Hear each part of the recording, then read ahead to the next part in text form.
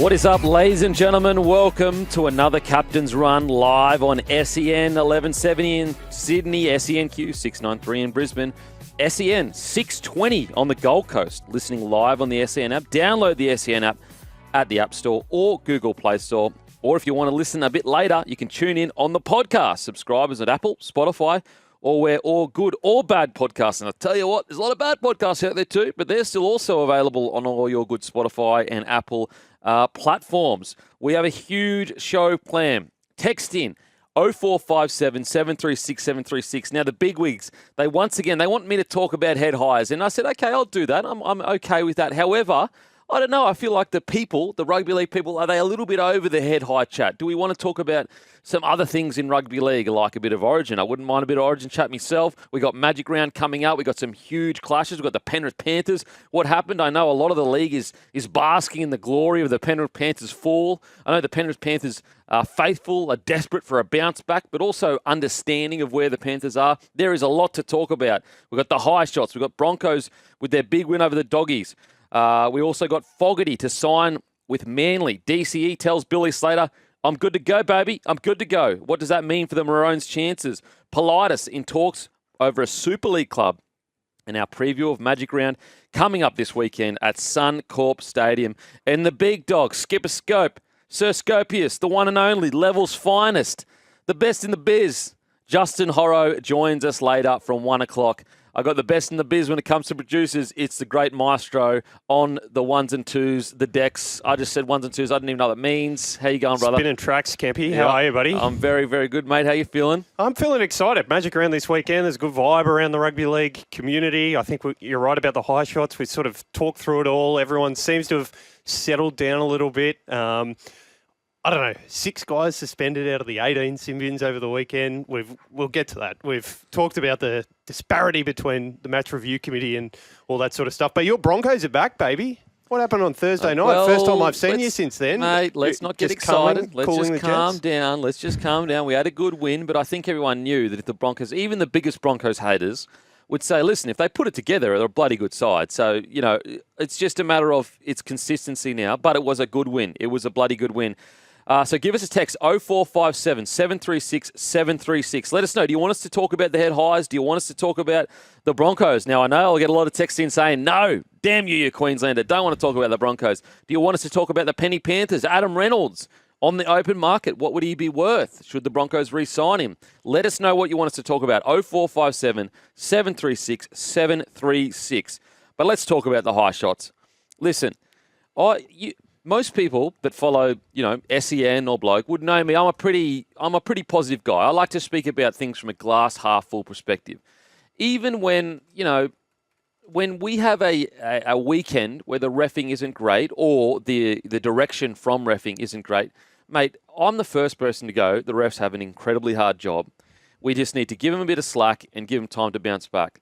And as well as with the NRL, when the NRL make mistakes, I'm more than willing to, mate, it's not an easy job. You got this huge multi-billion dollar game. You're trying to please everyone. However, I've got to say, I was really disappointed with the NRL basically saying there was no direction. There was only a reminder to refs about the rules. I was really disappointed with that because, if you're high up in the NRL, you've got a very tough job and you get compensated correctly for that. And it's right. It's all right. That's fine. But I felt like this was a real opportunity for the NRL to protect the refs and say, you know what, we did send probably a too hard reminder. And guess what? You know what else? Maybe at the start of the year, we were a bit too lenient as well. Because it looked to me that at the start of the year, the refs were almost given the all clear of guys, just ref it how you see it, ref it how you feel. Granted, be a little bit harsher on head highs than we were in the past, but nothing crazy. And then all of a sudden, Abdo goes on to NRL 360 a few weeks ago and literally says, we're going to come down hard on head highs. If there's moderate or any force or whatever on the head highs, you'll be sent 10 to the bin. So all of a sudden, there is a huge crackdown on head highs. And over the weekend, we saw 18. I think that might even be a record. At the very least, it's actually more 10 in the bins than Magic Round was in 2021. And so I found I was really disappointed with the fact that, mate, there is no way in hell that every ref in every game just happened to be very sensitive to contact to the head. There had to be some kind of directive from up top, or at least if you want to call it a reminder or whatever. And I felt I was disappointed. I thought the NRL hung the ref out to dry in this situation, because we have to always remember, guys. I'm more than happy to say if a ref didn't have a good game, if a ref that wasn't at NRL standard, more than happy. But at the end of the day, with this specific thing that we're all angry about, now don't get me wrong, there was probably 1 or 2 games where the refereeing was pretty poor on the weekend. But the things we have an issue with is the head-high crackdown. That's not the ref's choice. That's a directive from above. I promise you that those refs, if you said to them, "Oi, boys and girls, ref exactly how you have been taught the game and how you feel the game growing up," I promise you they wouldn't be sending 10 in the bin. They're sending 10 in the bin, the video ref and the ref, because they've been reminded to do so.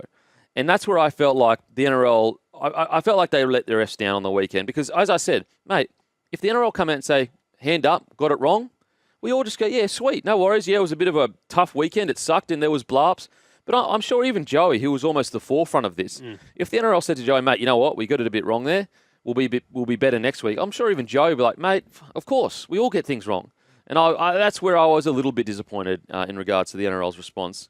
Maestro, your thoughts, mate?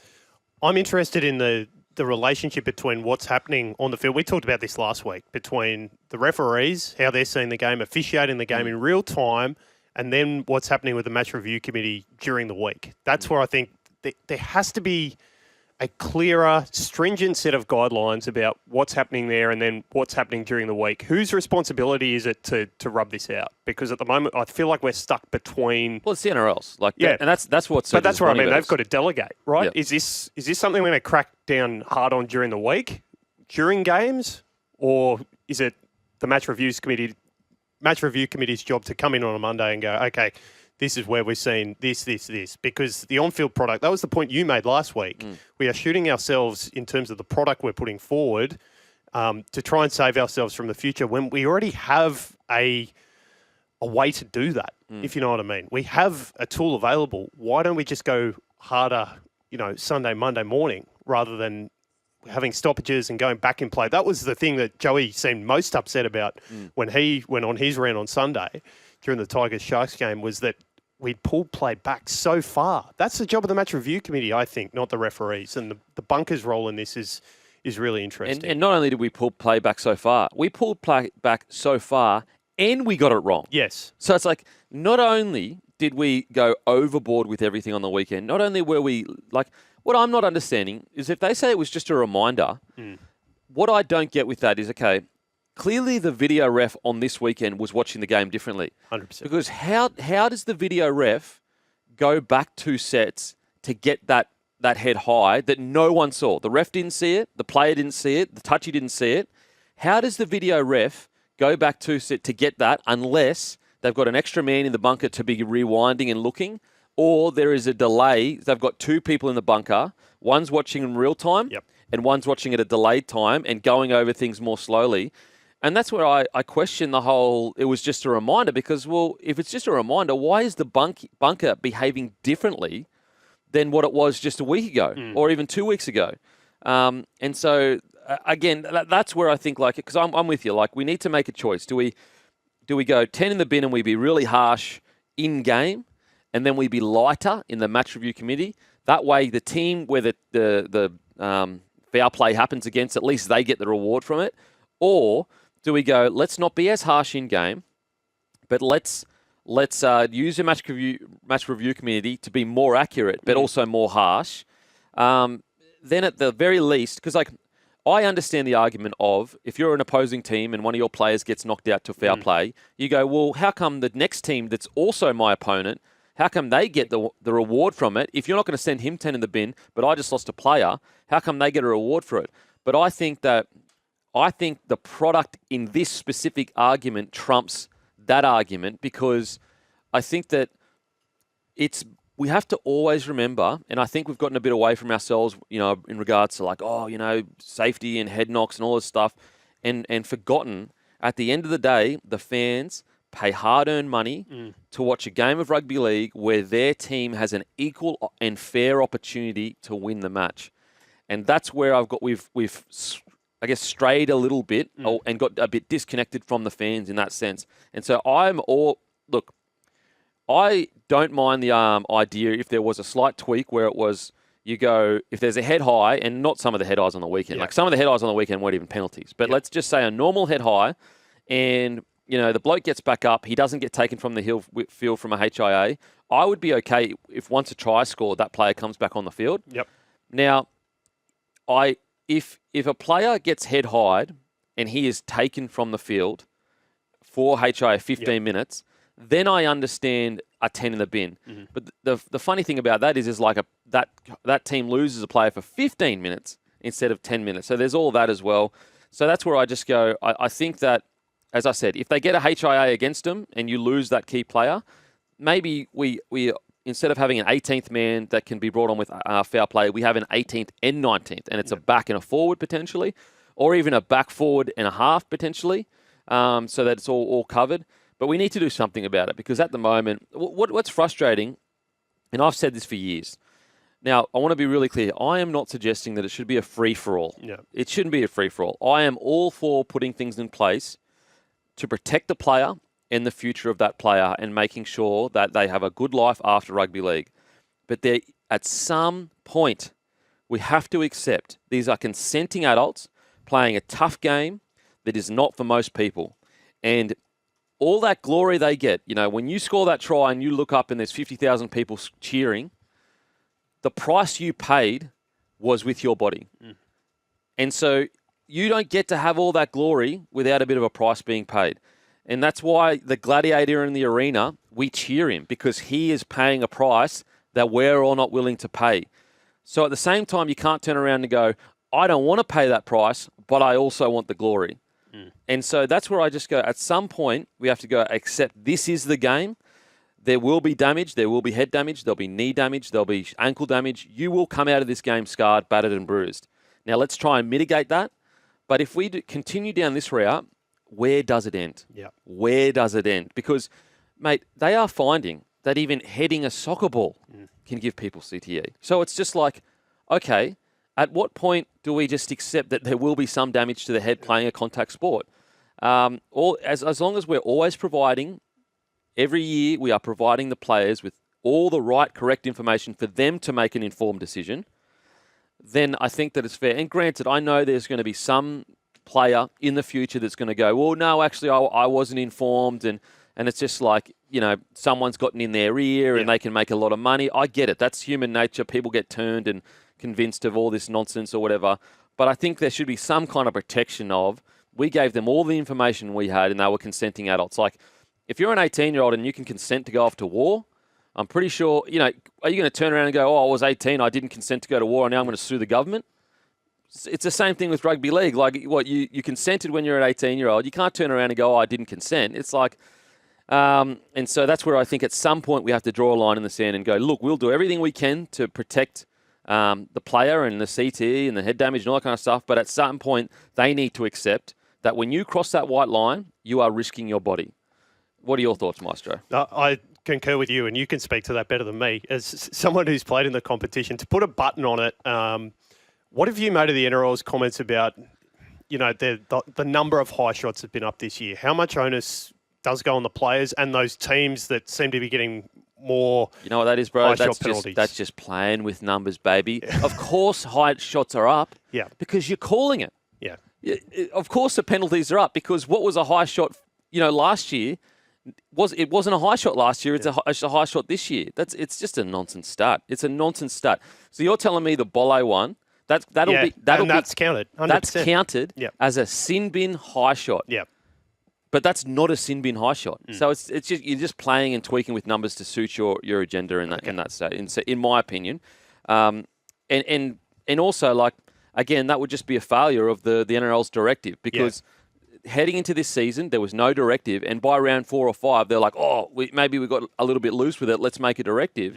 That's not the ref's fault. That's not the players' fault. That's the NRL, that they didn't send a stronger reminder at the start of the year that they wanted it coached in a certain way, refed in a certain way. Okay, just a quick text here. Hey, Dennis, this is happening in the AFL again. Check out the Luke Parker rubbishing the judiciary on Insta after a ban was handed down last night. Yeah, I'm not sure about the AFL, but I'm sure. Yeah, I'm sure that's happening. Guys, we will head to a break, and after the break, we've got plenty of text messages to get to. 0457 736 736. Make sure to send us a text, and we'll see you on the other side. Welcome back to the Captain's Run. Give us a text 0457 736 736. Give us a follow on Instagram at SEN League. And also, you can listen to us on Apple and Spotify anytime you'd like. And also, we are here for Chemist Warehouse. Shop the Chemist Warehouse Mother's Day fragrance sale now. Also, myself, Guru, Timmy, Hammy and Matty will be at the Caxton Hotel from 12 till 2 this Saturday for Magic Round. Come down and say hi, have a yarn, have a beer. We'll be also giving out bloke merch as well. Bloke jerseys are also still available at bloke.shop. Make sure to grab your bloke jersey. They're flying off the shelves. I think 4 sizes have already sold out, and we got a whole bunch of them. Got some texts here. Now, here's a text that I wanted to make. I thought it was clear when I initially said it, but I'd like to re-clear it up. From the Shire Bronco, as a veteran with 26 years service, comparing war and football and consenting is total BS. We don't consent to represent our country. We volunteer. One is a game, one is not. I think you misunderstood what I was saying. That's my whole point, mate. I'm saying it is so incredible as an 18-year-old. It's such a gigantic decision as an 18-year-old to do something that is way more serious than playing a game of rugby league that you get paid a mozza for. That how could you, as an 18-year-old, how can you turn around, as an older man that's retired from rugby league, how could you turn around and say you haven't consented to play rugby league in the NRL and you got head knocks and all that kind of stuff when we've got soldiers that are literally risking their lives essentially for the love of the country. So, mate, I'm with you in regards to they are not the same in seriousness. Also had a really cool text here as well. Hey, Kempy, the Broncos had the names of local fallen soldiers on their jersey.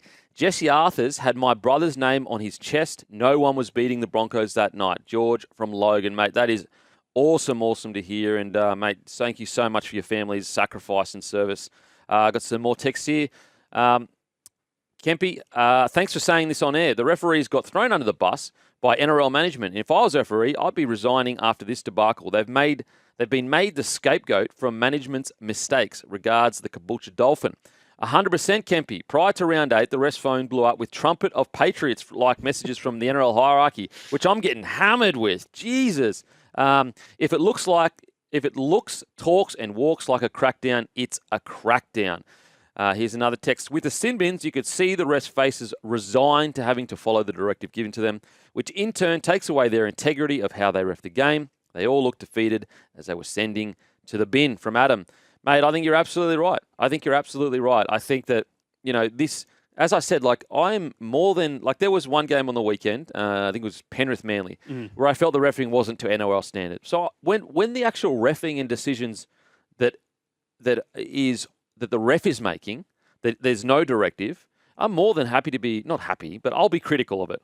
But this was a clear case where nearly all games, the things that we were frustrated at wasn't actually the refs' decisions. It was the decisions they were forced to make because of the directive above them. So how can you be angry at the refs when they're just doing what they're being told to above? If you're going to be frustrated with the people directing above.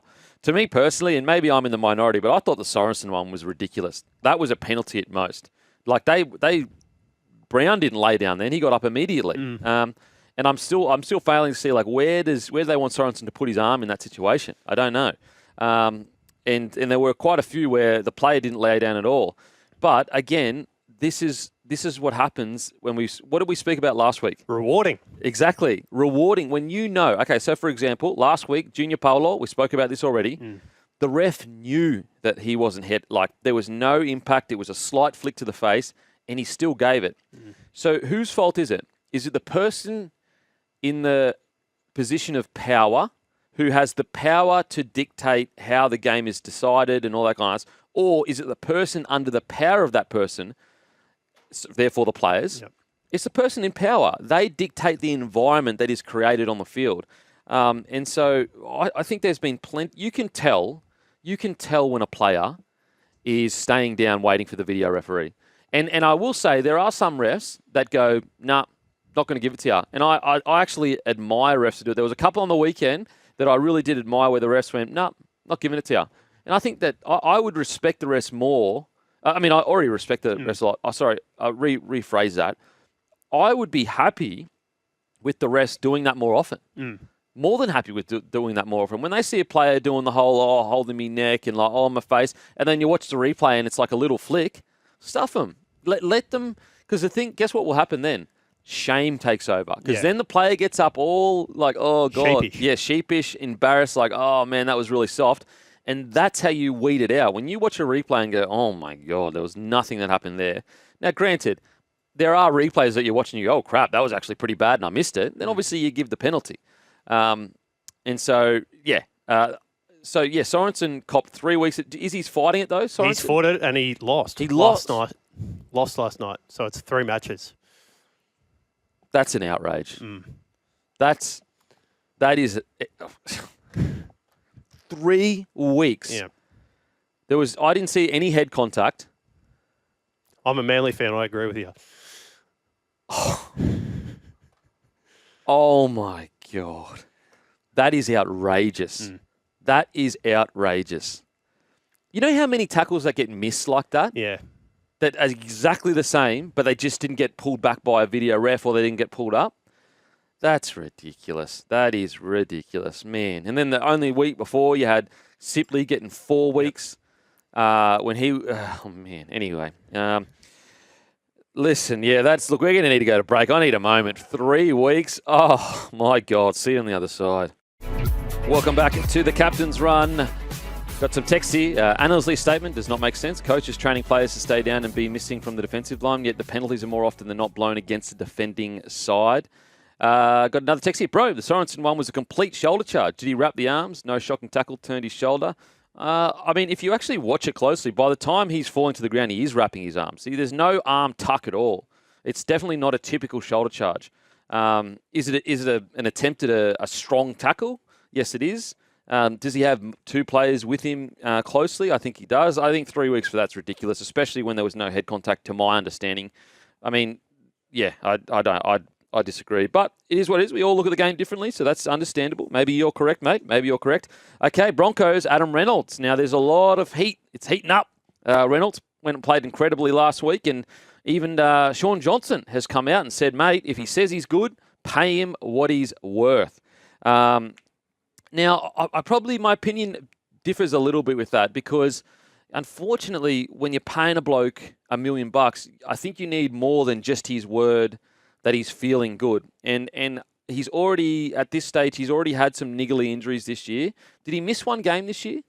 I think he's been pulled off a couple of times. He's definitely been pulled off. I don't know that he's missed one. So he's been pulled off the field at least twice. One with a shoulder injury, and then I think one with a calf injury as well. And also, he had his least amount of games ever last season for the Brisbane Broncos. But hasn't missed a game, Kempy. But last year I think he's had his least amount of games, at least in the last 5 to 6 years. And so you do have to, you do with. Okay, yeah, sorry, I just got a text. Kempy, get with it, mate. That news came out yesterday. Come on, it's getting repetitive. I'm not sure which news we're talking about. Okay. I wasn't here yesterday, brother. This is my show, so I guess I get to talk about it. But yeah, in regards to Adam Reynolds, I understand Sean Johnson's sentiment. He's killing it. Like Adam Reynolds right now, I agree that the argument, can the Broncos win a premiership with Adam Reynolds right now? Without Adam Reynolds. No, they can't. And that's a very fair point. It's like, okay, if we want to win a comp next year, that the only way that's going to happen is if Adam Reynolds is playing for us. I guess the concern with the Broncos is they have to ask themselves, in a vacuum, I reckon the Broncos would pay him $1 million or $800K or $900K. And so it's not a matter of them not wanting to. It's a matter of, okay, we got tough decisions to make. So our understanding, I don't know whether this is true, but it's been reported that both the Broncos and Reynolds didn't think he was going to play past this year. And so then this year, 2026, they've set aside, $350K, not even for Adam Reynolds. That's just all they've got in the salary cap. And so it's not as simple as if he's saying he's sweet, just pay it, because it's like, well, if he's saying he's sweet, just pay it and also get rid of someone else. That's essentially what you're asking the club to do. You're saying, if you're saying he's sweet, just pay it because he's worth it, but also you're going to have to move someone else on to pay that. And that's what the Broncos have to basically weigh up. They go, okay, yes, we know we're a better side with Adam Reynolds. I think there is not a single soul on earth that says the Broncos can't use Adam Reynolds. He is unbelievable. But it's like, it's a risk because the last year he didn't play that many games. He's been brought off twice in 2 games so far this year in 8 rounds. And then also we may lose a really good young player to keep Adam Reynolds. So I'm in a tough spot with Reno because I want him to stay, mate. I think he's incredible. And I wouldn't begrudge Reno if the Broncos said, we can only pay you $400, and another club said, mate, we'll pay you $800. And if Reno said, you know what, I'll take that big deal, I would totally understand where Reno's coming from because in his mind, of course, he's thinking, I'm going to play every game next year. He's never going into a season saying he's not. And so it's just a really tough balance the Broncos are going to have to strike because they just don't have the money in the cap to go around again. Now, you know, could you make the argument the Ben Hunt money has actually come back to bite them? Because they got Ben Hunt for this year and it's a great get and he played really well on the weekend, but you could really use that money heading into next year. And I think that's where, you know, I don't think Ben Hunt's going to give up his second year of his contract. Mate, it's a tough spot. It's a tough spot. I do like the fact that, you know, we've got a text here. Sounds like a repeat of the DCE situation. I don't think it's the same as a DCE situation because it's all open. Like the Broncos have openly said, Reynolds has openly said that I didn't, you know, all that stuff. So it's kind of happening publicly, but it's not behind the scenes that we don't know that there's big infighting. If anything, I think the fact that Reynolds is even considering taking unders suggests how much he does actually love being at the club. Because right now, what do you reckon Reynolds is worth in the open market? How long am I giving him is the answer. Let's just say 2 years? No, or even just a year. Even just a year? A year, and you know he'll play 20 games. Well, if you're going on Jamal Fogarty saying that's your base, maybe just above that, About 850, 900. Yeah, exactly. And so, like with Broncos, they've got to go, mate. They can't afford that. No. And if you're Adam Reynolds, you would go, well, he could probably get $800K. Like, for example, if I'm the Canberra Raiders, mate, I'm immediately calling Adam Reynolds going, mate, we'll get you down. Mate, the Canberra Raiders, they've probably got room in the cap to give him $900 just for 1 year.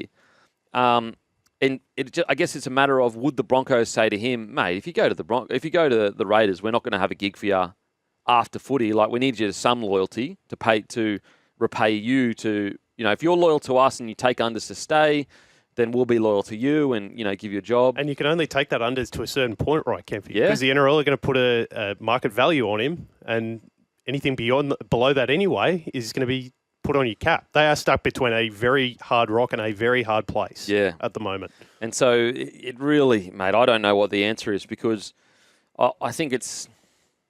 Because then the question is, okay, yes, they can win a comp with Reno, but that's a very small likelihood just for any team. Even Penrith Panthers at their best, it's still a small likelihood at the start of the season that you're going to win the comp. Are you willing to upset the apple cart that you've set up for the next decade?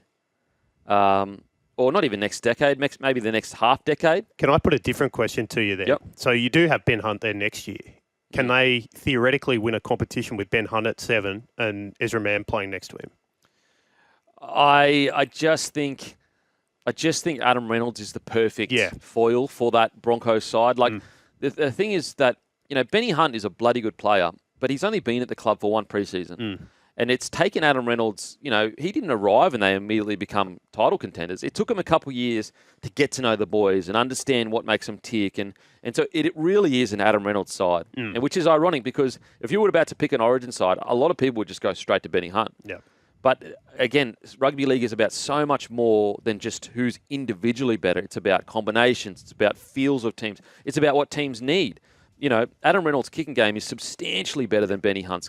And you could make the argument Benny Hunt's running game is substantially better than Adam Reynolds. However, Ezra Mann running game is as good of, if not better, what's better than Benny Hunt's. Yeah. And so what does the Broncos need? They need running game at 6 and a kicking game at 7. Mate, it's a tough one. I feel for Reno as well because he's going to have to make a really hard decision. He's been so good at the Broncos. He's worked his backside off. And the injury-prone, it's a bit of a false narrative with Adam Reynolds to a degree. So before last year, he had averaged around 20 games a season for 5 years straight. Again, he did have a tendency to, get taken off with 10 to go and I'll be limping and holding a shoulder. But look, he's still playing, so it is what it is. But last year was the first year where he really did have a shortened season. And then you add on the fact that he's getting a year older, and also he's been taken off the field twice so far this year. All those signs, you got to be honest. You got to look at them and go, that's not good signs. Mate, it's a tough situation for everyone. A lot of footy to go. Oh, mate, so much footy to go. A lot of targeting, all that stuff. So give us a text, 0457 736 736. Got plenty to talk about, including Fogarty to Manly. Welcome back to the Captain's Run. Just quickly, I got a text here that I want to clear up, and this is even as a Broncos fan. So someone said the Broncos will offset the $300K a season with undisclosed third-party payments. First of all, I'll be the first to say it was an outrage that they paid Ben Hunt $550K. That's an outrage. If they get Reynolds for $300K, that's ridiculous. And I'm a Bronco. So there's that. Basically, what they're trying to say is his market value is $300K. Oh. They would have Hunt and Reynolds for $800K in total. Okay, you got to fill me in, Beaker. Just rolling in. Obviously, was you just off the back of what's happening with Reynolds? Yeah. So everyone, skip a scope. He's here. He's arrived.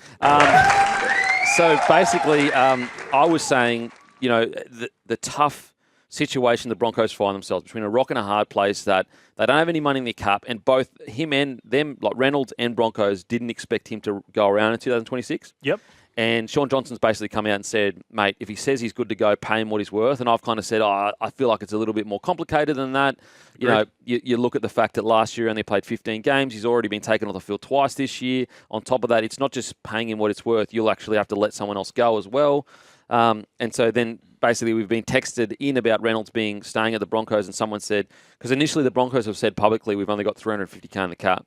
And so they're alluding to he's going to have to take a pay cut to $350K. And I'm saying, mate, don't even try. That's outrageous to suggest that Reynolds is worth anything less than $600K. What would his value be if he left and went to another team now? That's what we're talking about. Yeah. Okay. So basically, I asked Maestro, what's his value if you can guarantee he'll play 20 games just for 1 year? Next year, we both landed about $850K. If Fogarty is worth 7, maybe even 9. If Fogarty's worth 7. Yeah, it's a decent argument. I would probably going to go lower than that. For I think Fogarty still at that age. Yep. What's just 1 year though? What's the age for Reynolds? How old is he? 34. 34. 34. Okay. Yeah, I'd go right on. Whatever Fogarty's getting, is it 700 for 700 for 3 years? That's it. That's the number. I like that. 700? Yeah, I like that. Even just for 1 year. Just for 1 year. Just for 1 year. See, I'd go as high as 8. If I can get 20 games out of Reno, I'll give him nearly 850 just for 1 year. If he plays every single game, 20 finals, and gets to the final, 859, I'm happy with that. Okay. But 20 games, I'll go 7. 7. Okay. Mate, the skipper scope, how you been, mate? How you been? Brother. How you been? Now, quickly, we've already spoken a bit about the head highs. Just love to get your thoughts on the whole situation, mate. We probably needed an extra couple of hours on the show, don't we, Kevin? No, look, I'm glad I've seen some reports before I come in today about some potential changes in the bunker. My biggest thing, and I've said this for 2 years now, specialist bunkers is the way to go. More consistency with the cause, and I guess one thing I've never,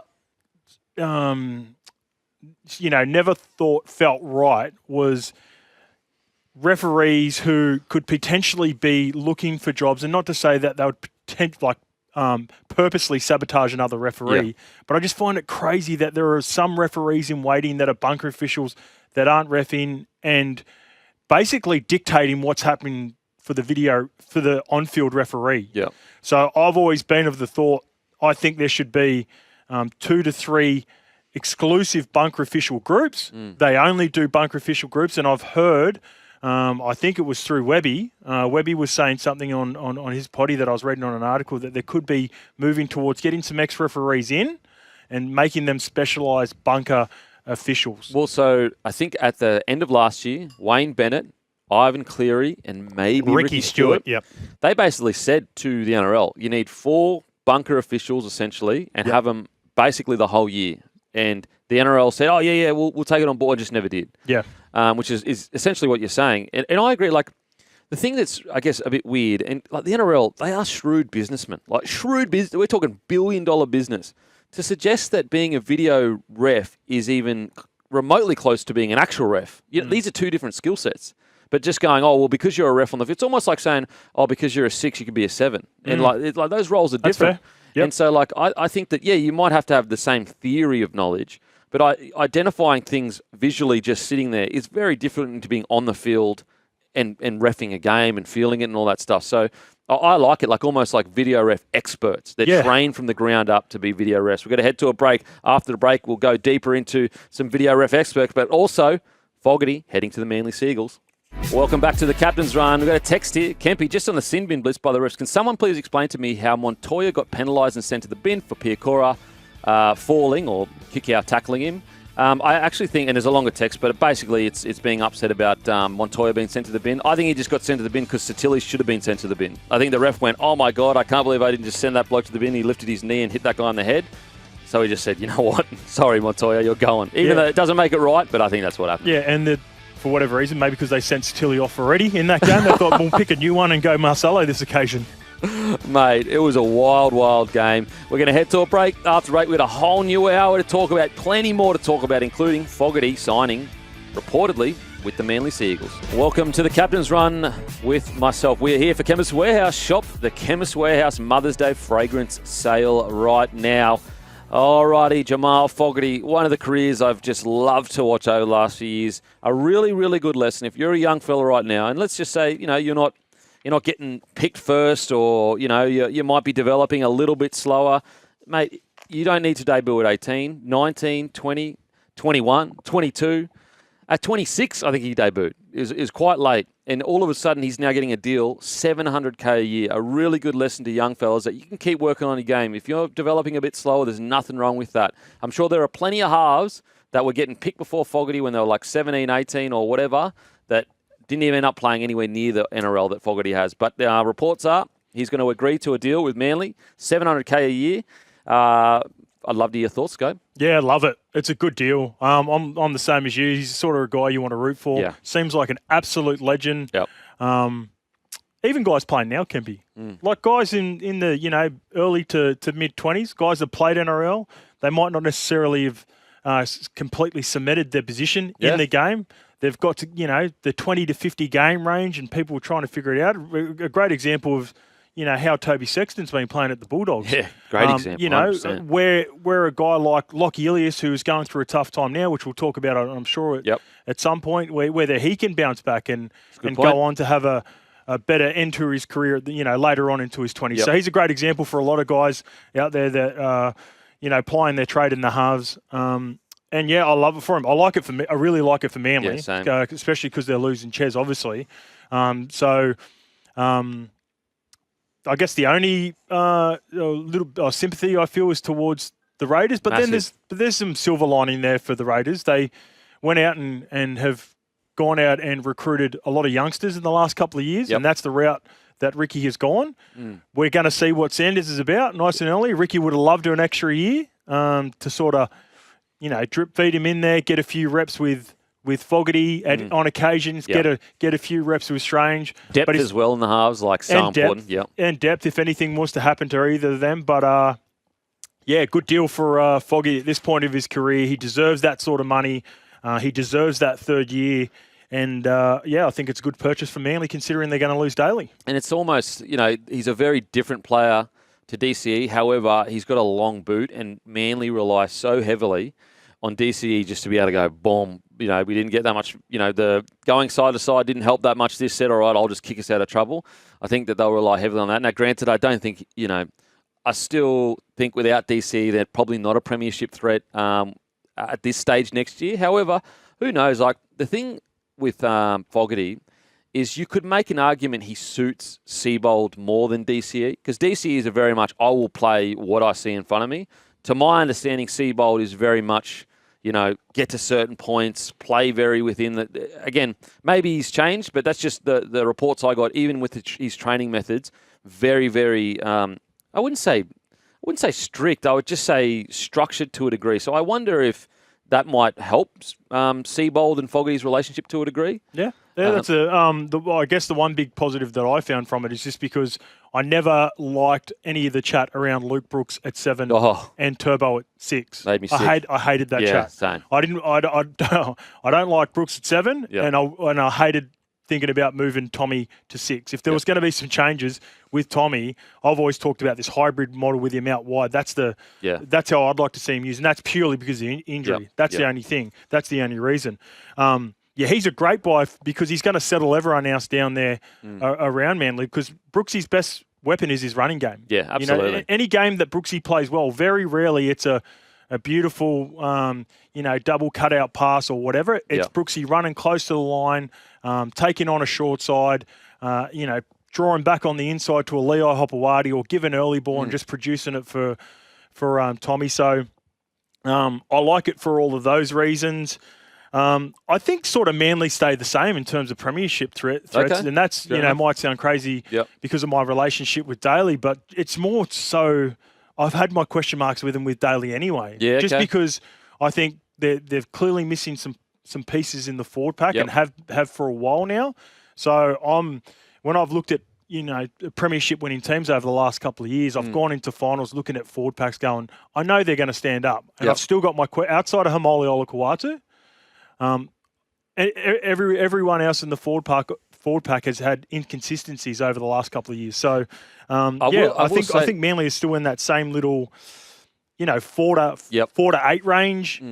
Can beat the best teams on any given day. Wouldn't surprise me if they lose to the worst team in the comp for that given year. I think like right now, I'd agree with you. I do think this is the first year though that I can see the fruition of kind of the vision for Seabold. And why I say that is because right now Tavanga has been playing in the 9 role, and he's a big cog in the wheel of he's like the final piece of the puzzle of leg speed through the middle for Manly, in my opinion.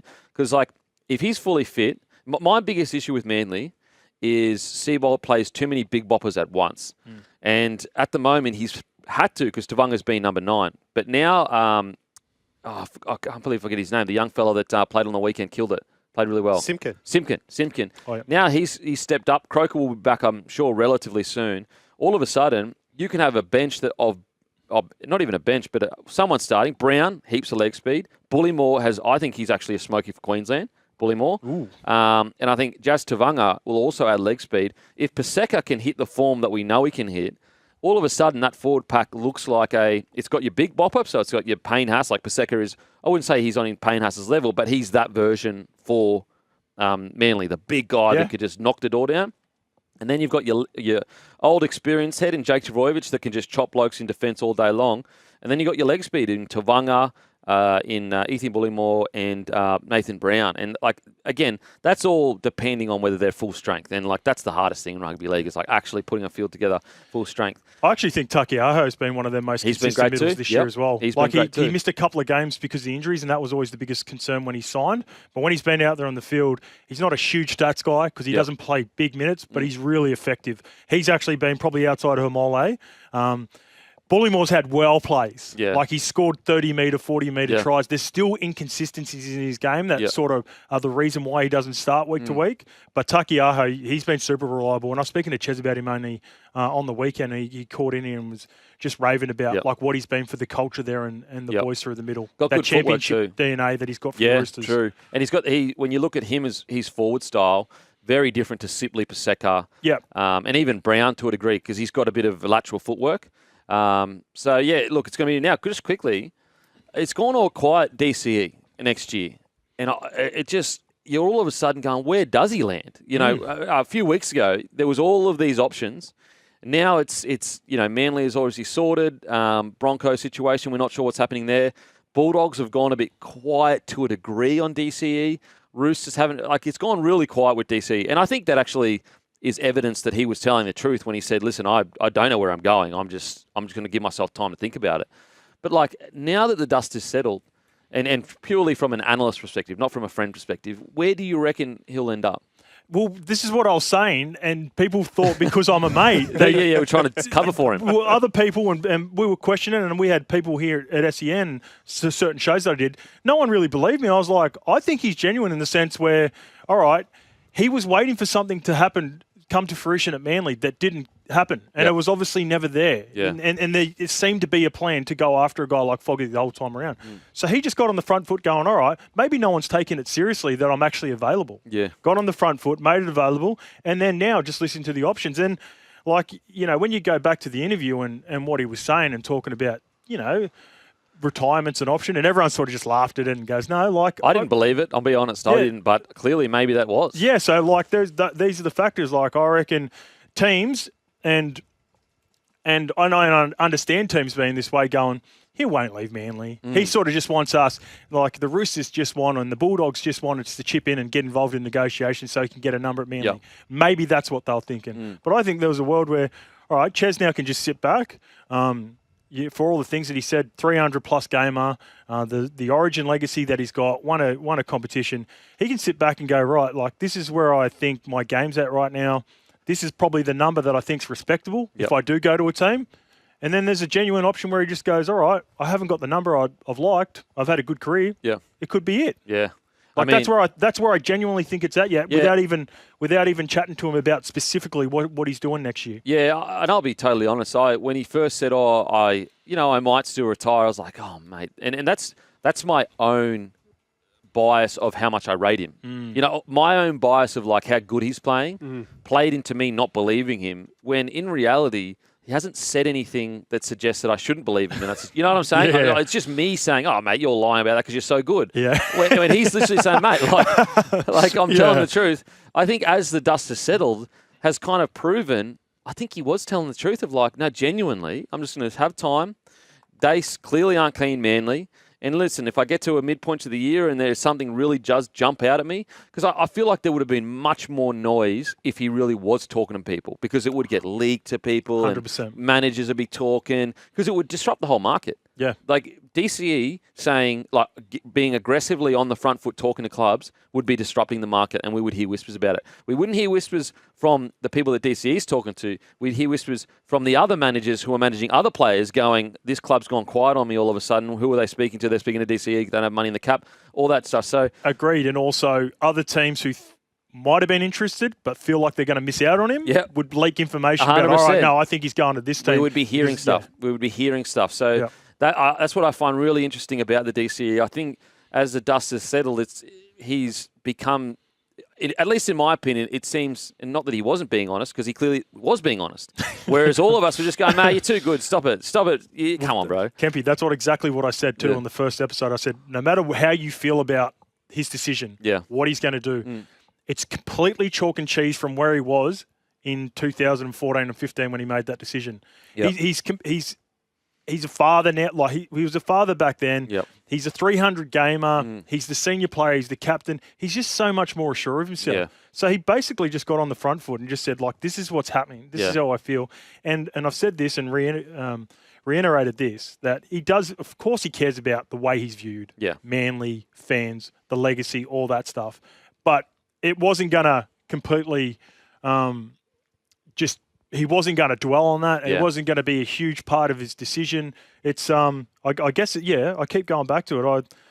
I just, that's where he was at. And and that's where he's at. And that's where he's at now. And he could be in the position now to sort of just sit back. People might have probably anticipated him being a huge domino before everything else falls. Yeah. He might just be sitting back now going, all right, let's see how the rest of this market plays out now after the Fogarty deal. What's happening with Reynolds, what's happening with Toby Sexton, you know, like there's all these other little moves, and then teams might miss out on potentially who they were going to, and believe it or not, Daly could be the backup plan. Just sitting there going, oh, boys, I'm still free. You can still free? Super the right interesting, number? mate. Super interesting. All right, we're going to head to a break. We've got plenty of text to get to, so make sure to stay tuned to that. Got plenty more to talk about, including a bit of Origin chat. Oh, yeah, it's nearly here, and a Magic Round preview.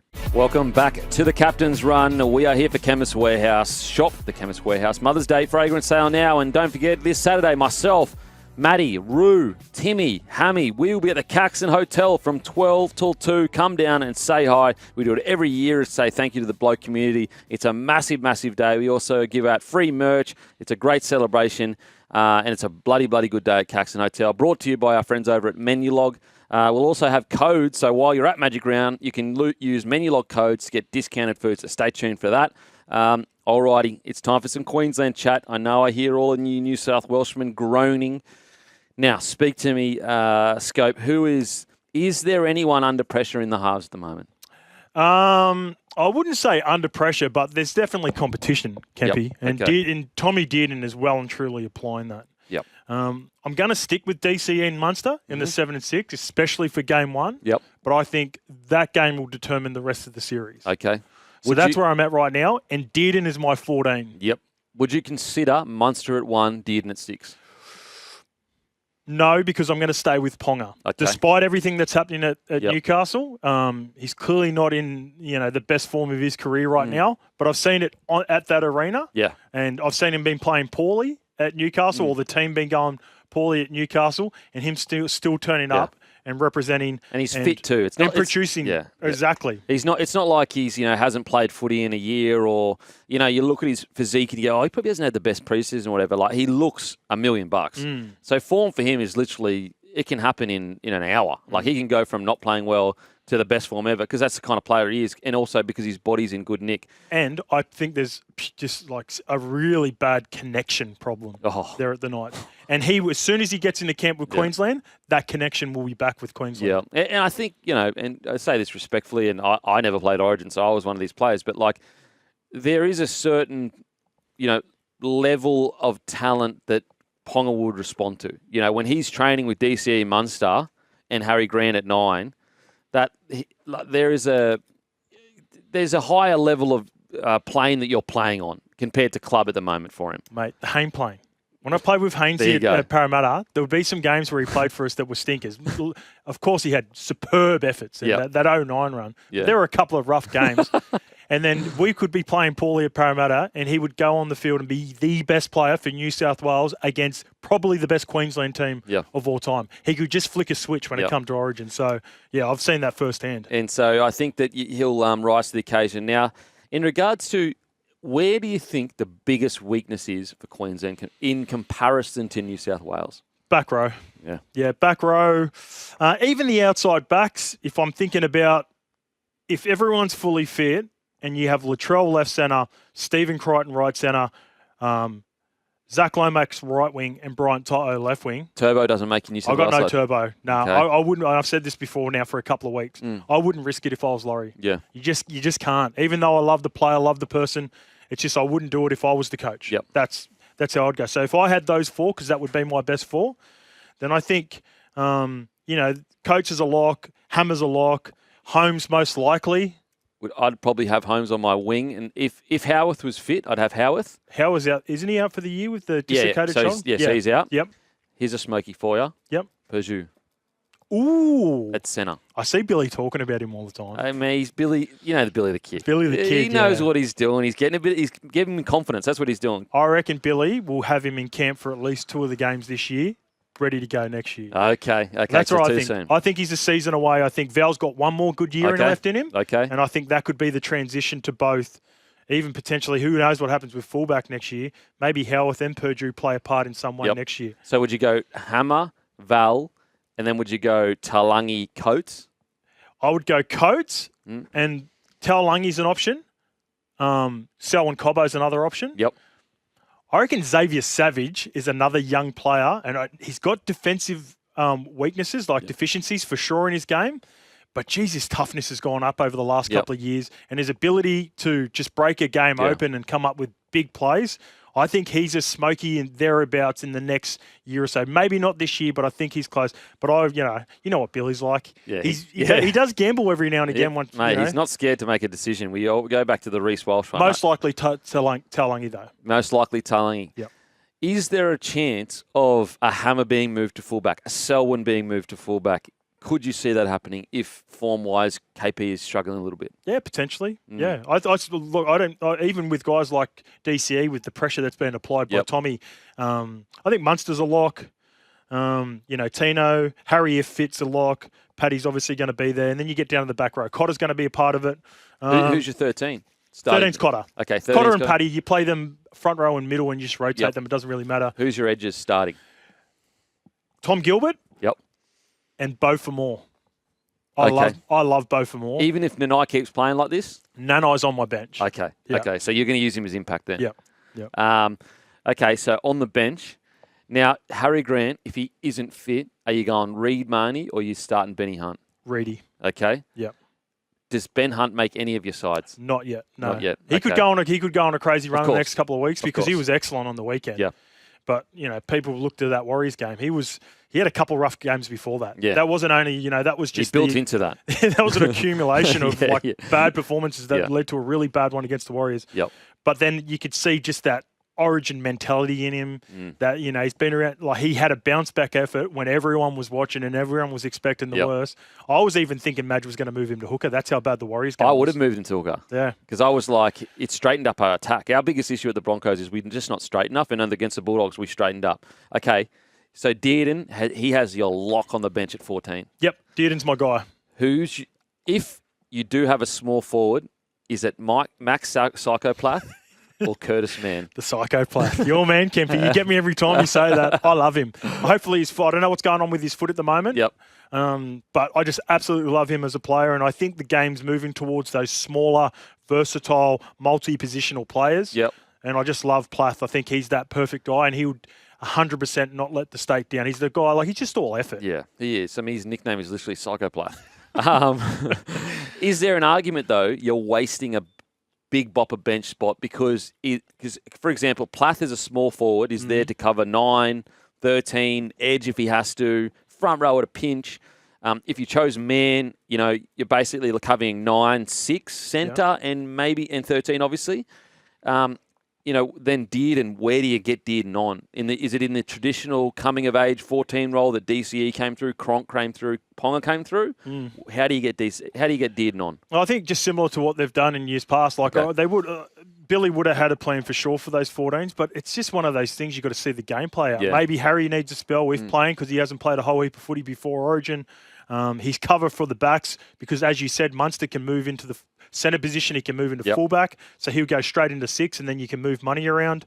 And I keep saying this, this is the way the game's going. 6 again, fatigue in the game. I don't need 2 big boppers, and I won't have 2 big boppers on my New South Wales team as well. Okay. I've got Horsburgh. He's my last player on the bench. And because I've got Tom Gilbert on the edge, Tom Gilbert can easily play front row. Yeah, of course. So that's the mobility. I'm looking, if I'm a coach in this day and age, I'm looking for mobility. Yep. I'm looking for versatility. And I've got so many options. I can almost feel everything there and feel confident.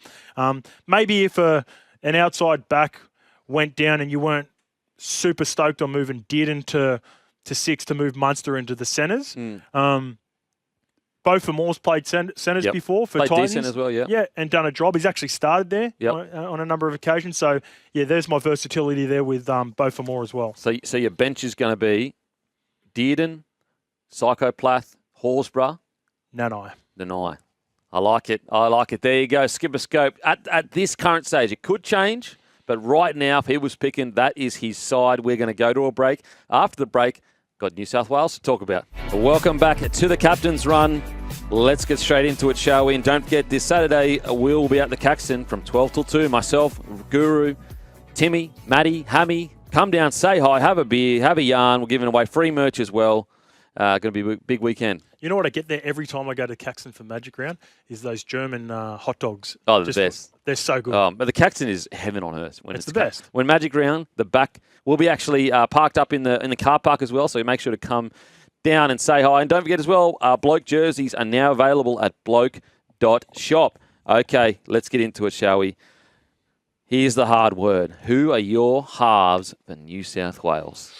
Nathan Cleary and Mitchell Moses. Okay. Cleary at 7, Moses at 6? Cleary at 7, Mitch at 6. What are the great Gus Gould says you can't pick 2 halves. You have to go a genuine 6 and a genuine 7. What are your words to that, mate? All right. If Gus says that, I'm changing because he knows Origin better than what I do. No, look, I think they both can play. Mitch started off playing 6, when he's at He's got 6 tendencies as well. Like He's got a good running game. I think his best trait outside of, or his second best trait, long kicking game and running game. He's super creative and developed into a really good 7 now. I sort of viewed him and Daly similar when they started. Like they're a little bit more off the cuff, and then they've become more detailed and can play a more structured game. But I want Nathan controlling everything, and Moses playing second fiddle. Yeah, okay. Now, would you allow them to kind of switch at times and Cleary to go two off the ruck and do what he did in the grand final at periods? 100%. Yeah. I thought the way just Mitch sort of floated around and mixed it up with Jerome last year. Yep. I don't think anything changes. They're all like, whatever way you go, if they do pick Jerome, I think that's a great selection as well. I don't think they can go wrong, really. And if something crazy that would happen, like in years past where they've lost Nath, man, Isaiah Katoa's knocking on the door. Like he's playing so good right now. So he's a really good backup fourth option if anything crazy was to happen to the top 3 guys as well. So I'd honestly probably be bringing Katoa into camp. Yeah, for sure. Yeah, I'd probably be bringing him to camp this year. Yeah, you know how you want to blood them in. You probably wouldn't have a guy like Jerome or Mitch if you didn't select them as 18th and 19th man. If you knew they were sweet, you bring in Isaiah Katoa, get him to feel what it's like to be. Yeah, I like that shout. And look last year, who did Billy Slater bring into his side? Who I think is someone you probably forgot about, but I'm going to say his name, and you go, "Oh, I didn't even think about him for Queensland." I got it. Liero? Yeah. So he brought him in as 18th man last year, and I thought that was really smart because, A, he's a bloody good player. He's the number 13 in the premiership favourites, super consistent. He would have learnt so much in that build-up, that just the feeling of being a part of the squad. And I think it's similar to what you're saying with Katoa. Like, it's just being a part of the squad, mate. For sure. Even just being in the warm-up for the game. Yeah. The year before, too, he used Hopgood, I think, in the last game. Yep. And then ended up using him in the first game in the next series because, just sort of get that feel for it. Yep. And, okay, let's go to the edge back row. You just go, look, the guys did a job last year. Lock them in. Angus Crichton, Liam Martin. Yep. There could be a lot that could play out in the next couple of weeks. Yep. Just considering these 2 back rows who were there last year, their teams aren't going as good as a couple of the other guys, or most notably Hudson Young. Like he's the wild card right now. So he's playing so good, he's applying pressure to the Wally Lewis medal winner from last year. Mental. And the Clive Churchless from last year. So those 2 guys have got the runs on the board. They're big game players. I'm sticking with Martin and Crichton. Okay. Now, who is your starting front row? Now, I'm assuming it's either Terrell May and Haas or Barnett and Haas. Haas and May. Haas and May starting. Yep. Barney off the bench. Do you worry about the leg speed of the big fellas there, and Barney's got a bit more leg speed to begin with the speed of the game? Yeah, that's why I don't mind those sort of players coming off the bench. When the sting's been taken out of the game, there's a little bit more fatigue. Whether you go with a guy like Barnett or Spencer Leniu, those sort of guys, I think Barnett's he's the guy that can be move around at the easiest, I reckon. Yeah. You wouldn't have a problem starting with him. You wouldn't have a problem with him playing 80 minutes, but you wouldn't have a problem with him just having a 25-minute stint, just balls out. Yep. So, I think Barnett's a lock. Yeah, I'm more confident in Barnett, even though I've got him on the bench, than sort of May and Leniu, just because I feel like he's just had a really good 24 months. And he plays top-tier elite at back row and front row. The question I guess I have is that if you start with May, Haas, and Yo, leg speed-wise and laterally, not the quickest side, especially against the side of Carrigan and Cotter. Now, Tino a bit bigger, probably put him in the same category as Haas. Yep. Carrigan and Cotter, though, quite quick across the ground. On top of that, if you've got Grant coming at you with leg speed as well, Reece Robson, not necessarily known for his ball running. Do you think that's a concern at all, or you think that those boys they've got enough good system knowledge to kind of negate that lateral tiny bit slower movement? Yeah, there's pros and cons in both of the 13s. For sure. It's the 13s that that are the difference, in my opinion. Cotter just wants to play off the front foot, flat and fast, get up, in and around Harry, in and behind the markers.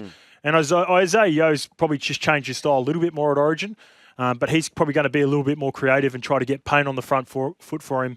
And Terrell May trying to get to the right spots to make sure they're in.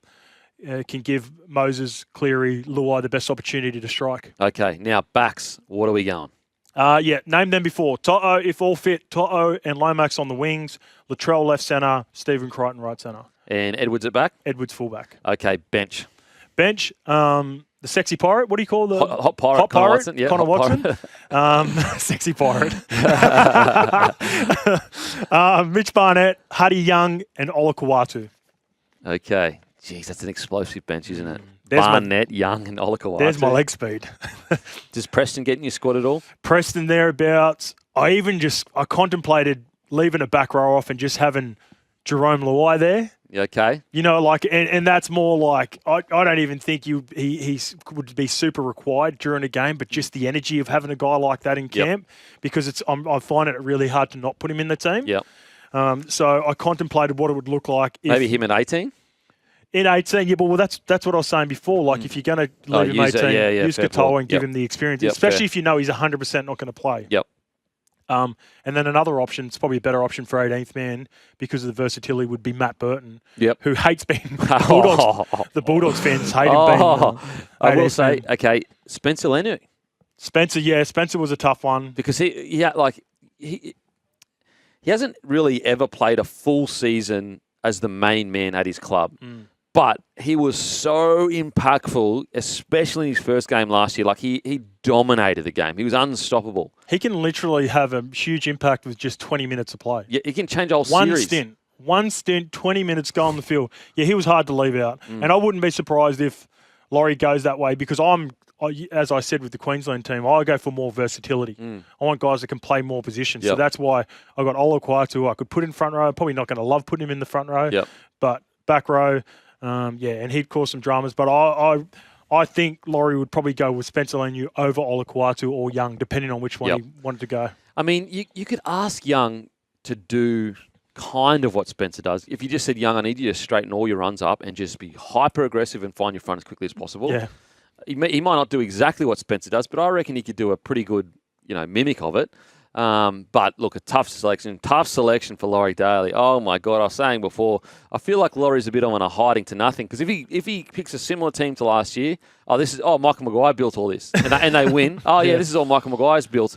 If he loses, it'll be all Daly's fault. It's a tough gig to be in. Alrighty, we're going to head to a break. After break, plenty more to talk about, including Timmy Tzsyu, Fundora. There's a rematch going. Let's go. Welcome back to the Captain's Run. Got some text here. Hey, legend. Isaac Harris here. I think for a smoky for the Queensland spot, if we're going on form, I would put the Hammer fullback. Ponga misses out. Hunt's form lately just gets it over. Kalen for the 14 jersey. Yeah, I just think the Hammer is a victim of being too good at centre. Like in Origin, he has gone one-on-one with Tom Trbojevic at his peak of his powers. He's our best centre. In Origin right now, Hammer's our best centre. Yeah, and like you're talking about Ponga's form, Hammer's a gun, but Hammer hasn't been a 10 out of 10 every game this year as well. He had a really good game against Panthers where he sort of got it together. Yep. And he's had some good performances since, but it's not like Hammer's completely knocking down the door going, you must pick me at fullback as well. I don't know if his communication behind the line is ready for Origin yet as well. Yeah. I don't think that he's developed that, If you're a fullback in Origin, you have to be talking constantly, yelling. He doesn't look like he's got that in his personality. Yeah, he's a very reserved sort of person. Cruiser kind of dude, which is good, because then it's like, in big pressure moments, he's never phased. Yeah. But at the same time, you need to talk quite a lot at the back there. And I think KP, as I said, sometimes when you get guys like Kalen Ponga around other elite, they just go down a level because it's like, this is where I belong. This is where I'm supposed to be. Alrighty. Give us a text 0457 736 736. Timmy Tzsyu versus Sebastian Fundora. 2 is set for later this year in Vegas. Fox Sports reporting contracts have been signed between Tzsyu and the towering 27-year-old US Southpaw, who famously upset him from both WO and WBC titles. I will say, when I first got into boxing, I used to think Southpaw was South Pole. And so when people go, he's a South Pole fighter, I'll be like, what's that got to do with his left hand being his dominant hand? And then I actually read that, and it was like South Paw, and I was like, it's a paw. I get it now. It makes all sense. Is Fedora the one that split him? Big tall guy, yeah. I was actually over in America when that fight happened. It was one of the craziest nights of my life. Multiple US reports overnight said the fight would likely happen in July or August, with Fundora set to vacate his WO title, scrapping a planned bout with Puerto Rican prospect Xander Zayas. and put his WBC strap on the line against Tzsyu. Nice. Oh, man. I mean, I like this because, if they went and fought other people, there's a chance that they lose and all of a sudden the rematch doesn't get as much hype. But Fundora hasn't fought anyone, I don't think. And Timmy Tzsyu obviously fought someone else, but he redeemed that loss. He had a really good recent win. And I just think sometimes you don't want to risk losing such a cool rematch. And I think both fighters want this as well. Like, at the moment, like if you go any higher than Fundora, you're fighting the absolute dogs of the division. And although he had a great win last fight, Timmy, you still want to build back up to that. You don't want to be going straight back to the tippity top. So I actually really like this from Timmy. Yeah, my mate, one of my best mates, is a diehard boxing fan. He's been watching Timmy closely. He told me Timmy's a better fighter than Fundora. The split was much better. Obviously, really affected him. Yeah. They should have caught it a lot earlier in the fight, and then there would have been a non-decision or whatever. Yep. But my mate who just absolutely loves his boxing is this risky for Fundora then to go back to Tim Tzsyu if he doesn't if there's not a split like what happened in the first fight, then Tim should be able to outbox him and probably because this is Fundora's best matchup for the biggest payday. Yeah, okay. And so he could go and fight even harder competition than Timmy right now, but they're probably lesser. Like, for example, there's a fighter called Spencer that's currently out there, and they were supposed to fight. I think it fell through. But I think Fundora's team knows Spencer would probably wipe the floor with Fundora. Yep. Now, Spencer got dominated by Crawford, and so it's just a matter of at the moment, sometimes in boxing, and I know it's part of the reason why UFC is so good because it's just constantly the best fight and the best no matter what, essentially. Yep. Whereas boxing, you just got to be smart about it. Like with Timmy Tzsyu, he could go and fight. Like the guy that he went and lost to, I forgot his name, the Chechen guy. Yeah. It wasn't a big name. He didn't earn a lot of money for it. And so it's all like you went and got knocked out for essentially all you did was make him look great. You weren't risky. You weren't going to get a title from it. And so sometimes in boxing, you've got to weigh up, okay, what's the matchup like? But also, how much can that name draw in? And that's why I think this fight is happening because I think both parties are like, it's the biggest fight where we probably think we've got a really good chance. Whereas, Timmy Tzsyu, he could go and fight the biggest names. But right now, he would probably go in as a pretty big underdog because he's only won one fight since he's lost his last two back-to-back losses. Whereas this fight, it makes a lot of sense. And also, if you are in Tim Tzsu's camp, you want him to build back up to where he was. You don't want him to win just one fight and then go, all right, I'm going for the best in the world. So it all kind of makes sense. It all makes sense. I really like right this or wrong as well, too, as well. Absolutely. It looks better on the record if you go, all right, that's why I lost. Yep. Because I got that split and it affected what happened with the vision and all that sort of stuff throughout that fight. 2 weeks prep as well. Yeah, and go and get the win. So yeah, I can understand it from Timmy's camp. All righty, we're going to head to a break. After the break, we've got a preview of a Magic Round coming right up. Welcome back to the Captain's Run. Got 1,000 texts to get through here, so I'll try to get through them quick. Spencer Lenu is an absolute lock for Origin. He's built for the arena, complete wrecking ball, and he hates Queenslanders. Will do it with a big smile on his face, giving... okay, that's a bit of carry on. Spencer hates everyone who's wearing the opposition's jersey. He will just, I know, for sure. I can see Spencer being picked. Tyron Wishart be a smoky for the number 14 for the Blues. No, I think Connor Watson has that on lock. He's almost the perfect made 14, Connor Watson. And he's killing it and too. He's playing in a so bad well. team, the results haven't gone as well as last year's, but he's still playing really well. I seen a quote from Billy Slater saying he's considering Munster 1, Dearden 6, DC 7. Okay. Ooh, okay. Billy's, look, he's playing the mate. He's Billy Slater, mate. His hair's getting more distinguished by the day. I reckon he's going the George Clooney route, isn't he? With every game he coaches, he gets an extra grey hair that makes him look better, though. Yeah, an extra grey. Mate, being a coach and at that level... Imagine you're putting your heart and your soul into it and you got a bunch of little shits that won't listen to you. And you're just for example, Michael Maguire, he's got this best team ever and they start spinning on second tackle every time they play. He just can you just get to a kick and complete it 85%, we'll win the comp, boys. Let's just do that. And when they turn it on the weekend, it's like when your kid just goes quiet for a little bit and go, where's that been? How come, why are you being so good to me now? What happened? Something's around the corner. Yeah, absolutely. All righty. We're going to head to a break. See you on the other side.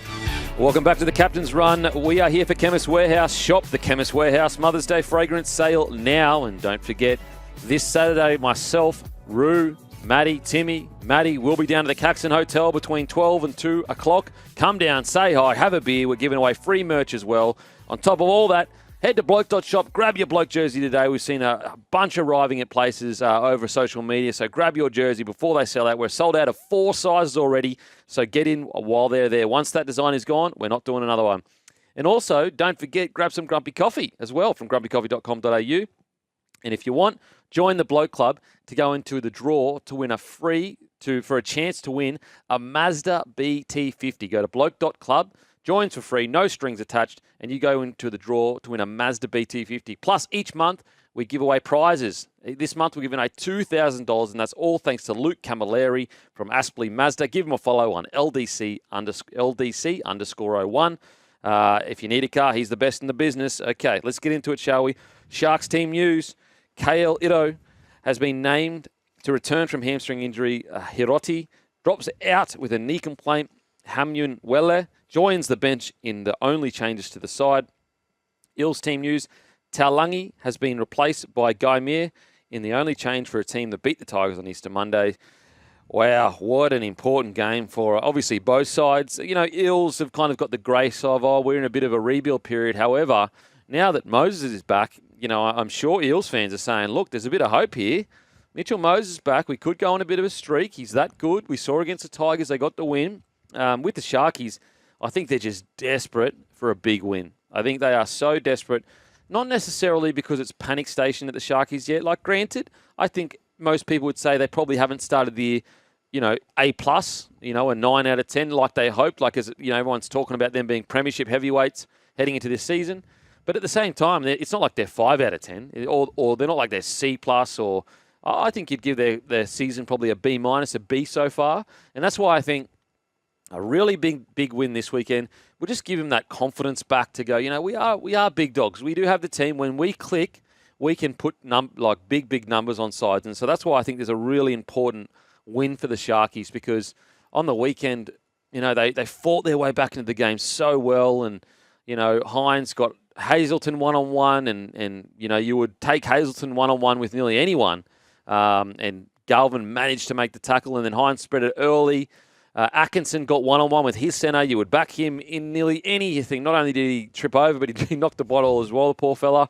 And so there was real opportunities for the Sharkies to ice that game, and they just didn't. And I think sometimes when that happens a couple of times, you lose a bit of that confidence, that killer instinct. And I think a really big win for the Sharkies will just get them that swagger back, where they go, you know what, when we click into gear, we put teams away. With the Eels, it's just, look, ride that momentum. You know, there's all that energy with Mitchell Moses now. It's all exciting. We're back, boys. You know, Dylan Brown had his best game of the year. All the boys killed it. Now it's about riding. It's about riding the momentum. What do you reckon, Maestro? Interesting that both these teams are coming off close games, well, close-ish games with the West Tigers, right? So there's your form line. In a year of upsets, the Sharks have basically played to form. Like their losses since round one against the Raiders and the Bulldogs. So they were probably good enough to win that game on the weekend, and they missed their big moments, which has been a criticism over the journey. But you're expecting them to be too good here. Like when you look at the form lines, with all the good news that's around the Eels, and they've had the week off, and Moses is back to full fitness, they'll be a better team. But the Sharks are still, you know, this is the side we're expecting top 8, top 4, if they're really on things. So I'm expecting them to get the job done here, Campy. I'm just wondering, like, do you feel they didn't, like, was there a chance for them? It's easy to say when the game was on the line, they had the chances to put it away. You just ran through all the incidents there. Did they have a chance to break away earlier in that game, or were the Tigers just up for it? Well, the Tigers are ahead. Yeah. Hines came out in the second half last 20, and they basically scored 2 tries off his play. And that's the thing. Like, look, I get it. There have been games where you want Hines to step up. He's the $1 million player. But, mate, yeah, okay, you could say, could he have done more in regards to landed one of the field goals? Yeah, maybe. But outside of that, especially in just the last game, I don't think Hines could have done more. Like, if that field goal is a centimetre to the right, it doesn't hit the post, and he's a hero. On top of that, as I said, he's the one that passed the ball to Hazelton. And, like, you know, Hazelton would, if you even asked Hazelton, one-on-one against Galvin, mate, he'd be backing himself 9 times out of 10. It was just that one moment that Galvin won. And then, again, they got their ball down there quickly. Hines spun it out in the edge. Atkinson got the ball. So he can only create so many opportunities. There are other times where I would say, like, it did look, after the initial push from Hines, that they were like, all right, let's give Trindle a try. Let's give, let's have some set plays. And I think that's the question I'm asking you. Could they have gone on with it then? That's where I think they just need to lean all the way in to go.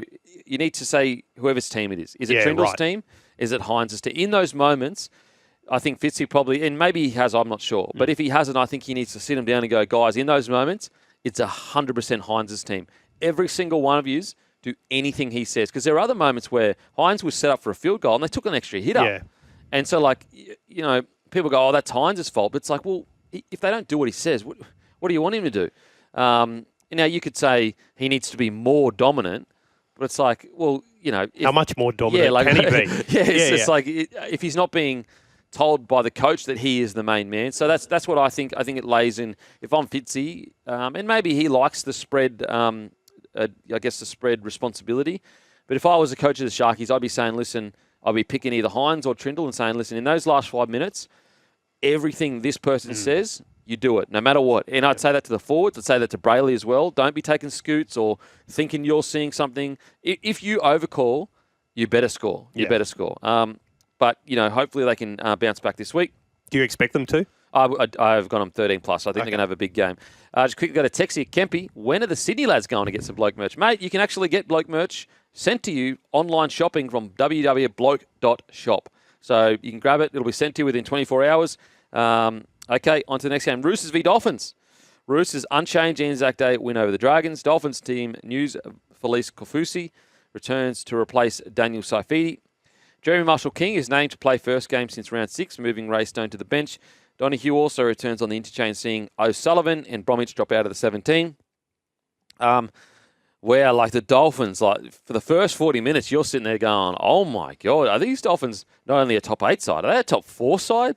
That's how good they looked against the Raiders. And then they came out in the second half and it was a coach's nightmare because they just couldn't hold on to the ball. Like, no matter how hard they tried, if every single, just drop ball here, drop ball there.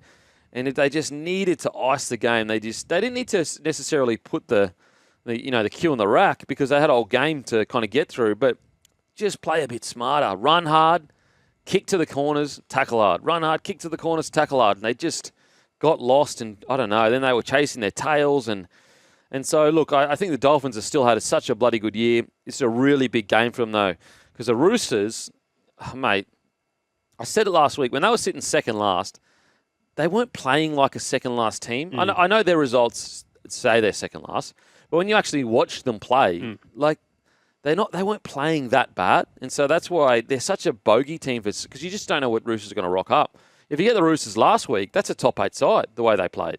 So this is a tough one. What do you reckon, Maestro? There's two teams with a lot of variance in what they produced week on week, right? I think when you're talking about the Dolphins missing opportunities in the second half, you think back to, was it the loss to the Knights? They did exactly the same thing early in the season. And the Roosters have been the same. They put themselves in good positions and then throwing games away. I think about that the game against the Rabbitohs where, you wonder how they lose that game. Yeah. So it's going to be down to which team turns up. A bit Jekyll and Hyde, both these teams. What can you put that down to anything, particularly the Dolphins? I know they've got a sort of, they've got a young leader.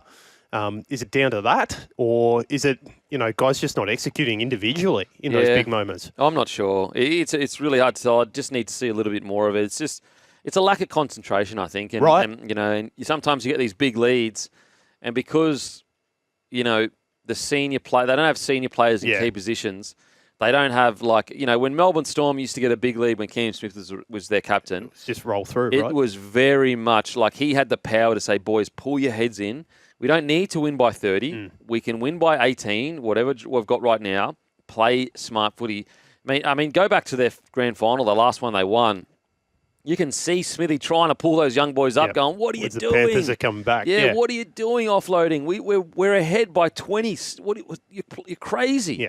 And I just think they need to learn that when they get ahead, you don't need to put the cue on the rack.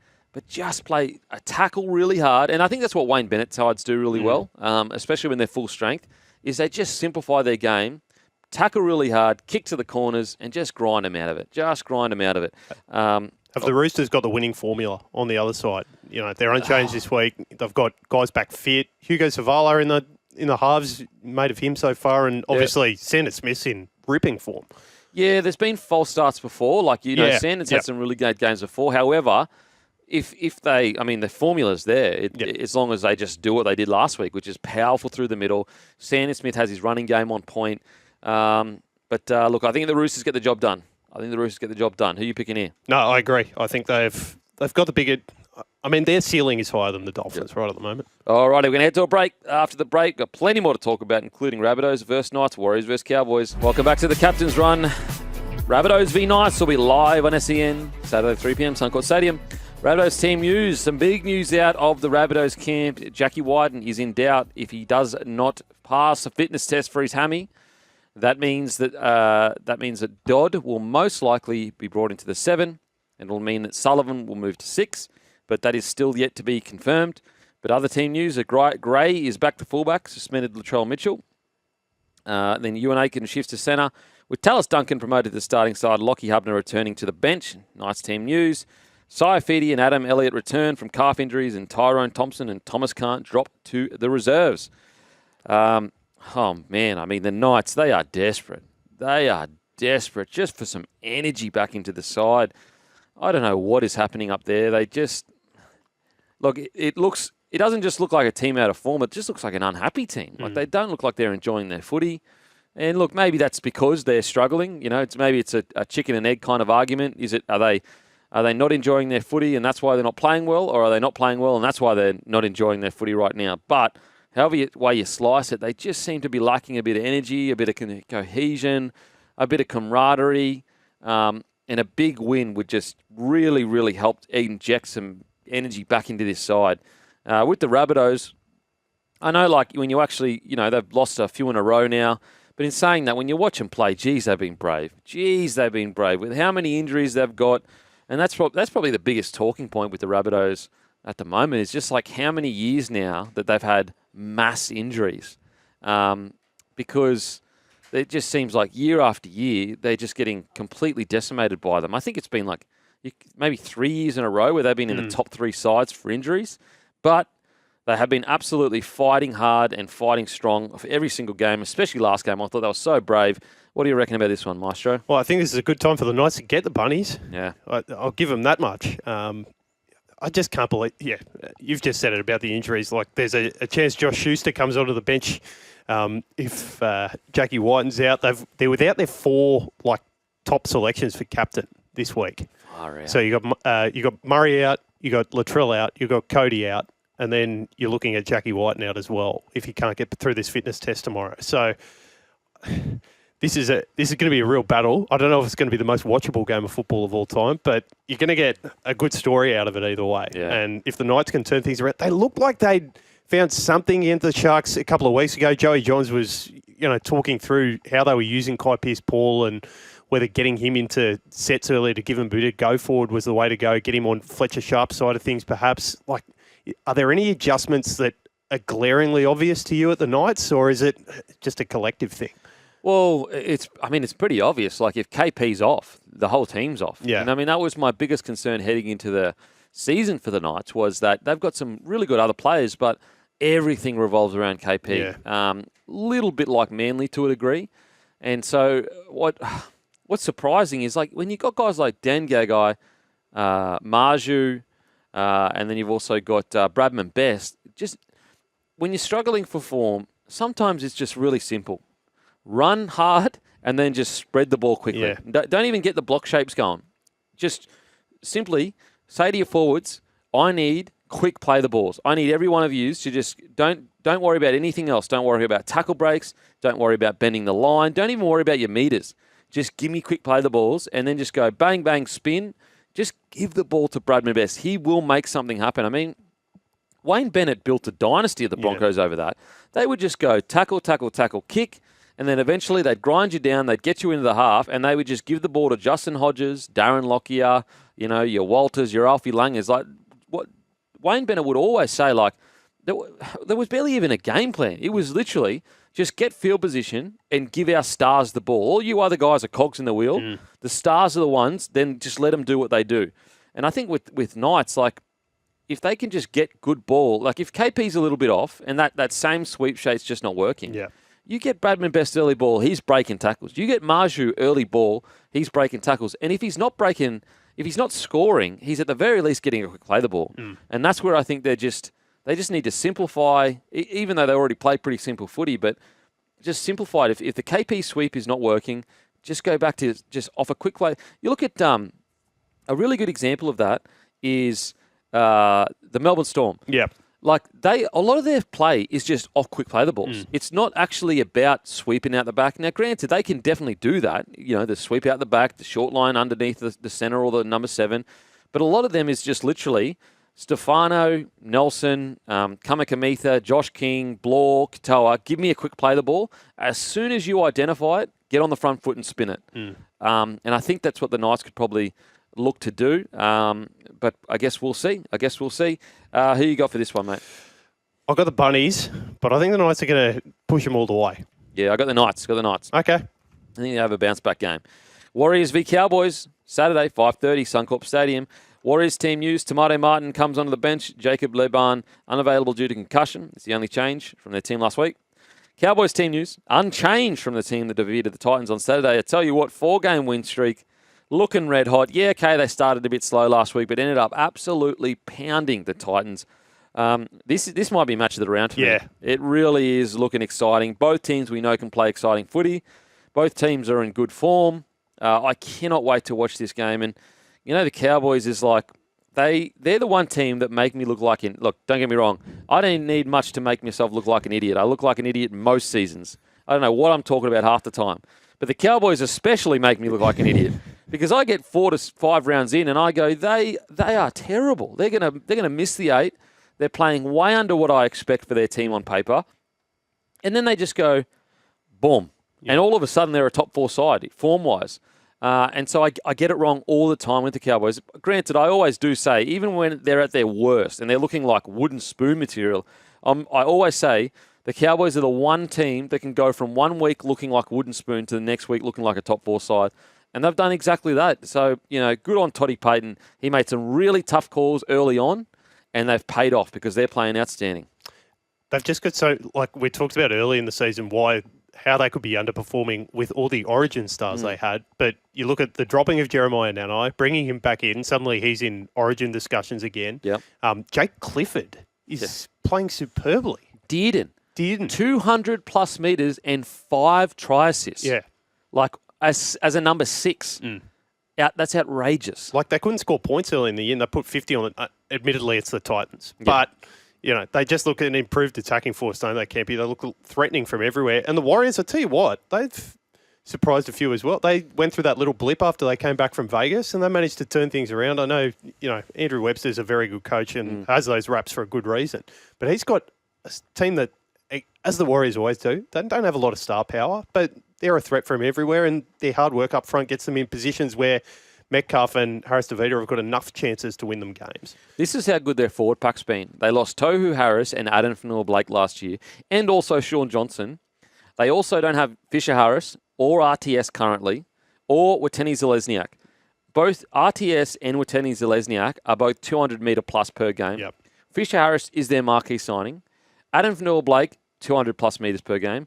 Tohu Harris, usually 150 to 200 metres. And yet, they are still winning the comp for metres gained this year, and also the least amount of tackles by opposition in their side, they're 20. That is how good this under-strength Warriors forward pack is playing. And that's what's scary, because once their halves click, because I think their halves, don't get me wrong, getting a win is all that matters. That's that's the only stat that matters. But I'd argue individually they haven't actually set the world alight, they haven't really clicked that much. They've had a couple of good games here or there, but they haven't clicked that much.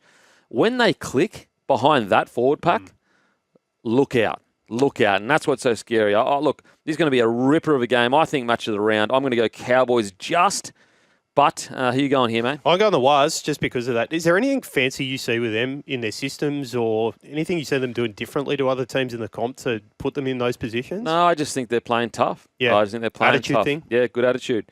All righty, we're going to head to the break. After the break, we've got Tigers v Dragons on Sunday Footy. Welcome back to the Captain's Run. Don't forget, we'll be at the Caxton Hotel from 12 till 2. Myself, Guru, Timmy, Matty and Hammy. Come down, say hi, have a beer, have a yarn. We're giving away free merch. And also, don't forget, we're not giving away jerseys, so you can grab them at bloke.shop because they sell out. And obviously, we don't want to give them away literally a week after we're selling them. That'd be unfair on the people that actually purchase them. But we have like key rings, got a couple of hats I think we're going to give away, old shirts from a couple of years ago. So some cool giveaways that you can only get by coming down and saying hi. And also, don't forget to join the Bloke Club. Automatically go in the draw for a Mazda BT50 thanks to Aspley Mazda. Go to www.bloke.club. Free entry, no strings attached. Alrighty, Tigers team news. They're unchanged from their win. Dragons team news. King Tongia replaces Lachlan Ilias. Sione Finau is replaced by Corey Allen, who will play his first game since he's in NRL since he's suffering ACL injury. Hamish Stewart returns from concussion. Protocols at lock with DeBellin going to the interchange. Blake Laurie dropping out of 17. Very interesting. Hamish Stewart straight to lock with DeBellin going to the bench. Wow. Huge call by Flanagan. But, I mean, the biggest call, it is the dropping of Ilias. King Tongia comes in. Mate, what a game to come in. Magic round. The fans will be there. It'll be a huge crowd. Really, really good game to come in. What are your thoughts, mate, about the Ilias dropping? It's interesting that Ilias is the one dropped. That's the first thing I'll say. I thought had one of his best games of the year against Manly a couple of weeks ago. Yep. So you're coming off the back of that. And I thought their forwards were the ones that got dominated on the weekend. That's exactly right. So it's an interesting bit of timing. I don't know if Shane Flanagan trusts what's being put out there at the moment. And I wonder if he's trying to emulate what Todd Payton did a few weeks ago and send a couple of messages by dropping guys. I will say, though, that, like, and maybe this is unfair, but has it ever really felt like he's fully backed Ilias? No, not at all. Not at all. And maybe that's being a bit harsh, but at saying that, like, it was pretty early on the season he was negative on Ilias. Came out against him in a press conference after round 3 or round 4. And then, like, it came out that he apologised, but then he was like, then it came out, no, he didn't apologise, but he did give him a call. It's like, Jesus. And so I don't know. I feel a bit for Ilias there because that game wasn't lost by a halfback. No way. And look, has Ilias been awesome? Hasn't been great, but at the same time, it hasn't really felt like he's been locked in and comfortable in that jersey. He's been the halfback they recruited. Yeah. Like, I don't know if they expected him to go to another level or if they thought they could coach it, to a different level, but this is going to be exactly right. What a time to make this change. I know they've got 2 big games in a row, right? They're coming off the back of Anzac Day, going into Magic Round up there. But I think the West Tigers are in a great position, and what a contrast for them from a couple of weeks ago with all the Galvin stuff swirling around. 1 win, and they look back, not necessarily right back on track, but certainly defensively on the weekend, they look vastly improved from the team that had turned up probably the first month or so of the season. Yeah, I mean, winning changes everything, doesn't it? Yeah. Winning changes everything. No learning this week. And that's why, no learning. And I shout out to the Win, Learn, or what is it? Win, Learn, or... Win, Learn, or Draw. Win, Learn, or Draw podcast hosted by Hammy. Check it out. It's a West Tigers podcast. It's outstanding. Now, with the Tigers, like, I'm just happy for Galvin too as well. You know, like once all that stuff broke down in the media and everything, look, you can have your opinion about a situation, but I don't think any reasonable person wanted Galvin not to come back and play well. Like, I understand Tigers fans being a bit frustrated, a bit disappointed. But at the same time, most people are adults that go, he's a 19-year-old that's just made a decision. Like, at the end of the day, is it the end of the world? Like, no, it's not. And I was so happy to see him come back in the side. And I think the Tigers deserve a rap for their leadership. Yeah. A lot of people wanted to pot shot their leadership when they dropped Lockie Galvin the week before. Me personally, I had no issue with it because I feel like if you're going to publicly come out and say another club is better for your development, I just don't think it's the best look. I don't think it's the best look for the club that you're currently playing at. And so there was a lot of people say, that's bad leadership by Appy and by, Benji and by Jerome Luai. But he came back in and Galvin played outstanding. Yep. Now, you don't play outstanding unless that environment and the leadership is strong and good.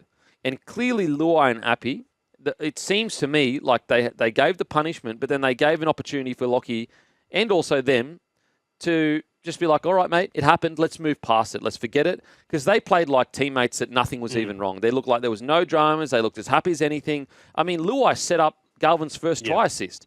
And I think that they, for the people that were negative on their leadership last week, I think they should give him a compliment on their leadership this week, because not many clubs could have as much drama around a young player and then the next week come out and beat a premiership heavyweight, at least a lot of people thought that, and have Galvin play as well as he did, unless the environment was conducive to him playing well.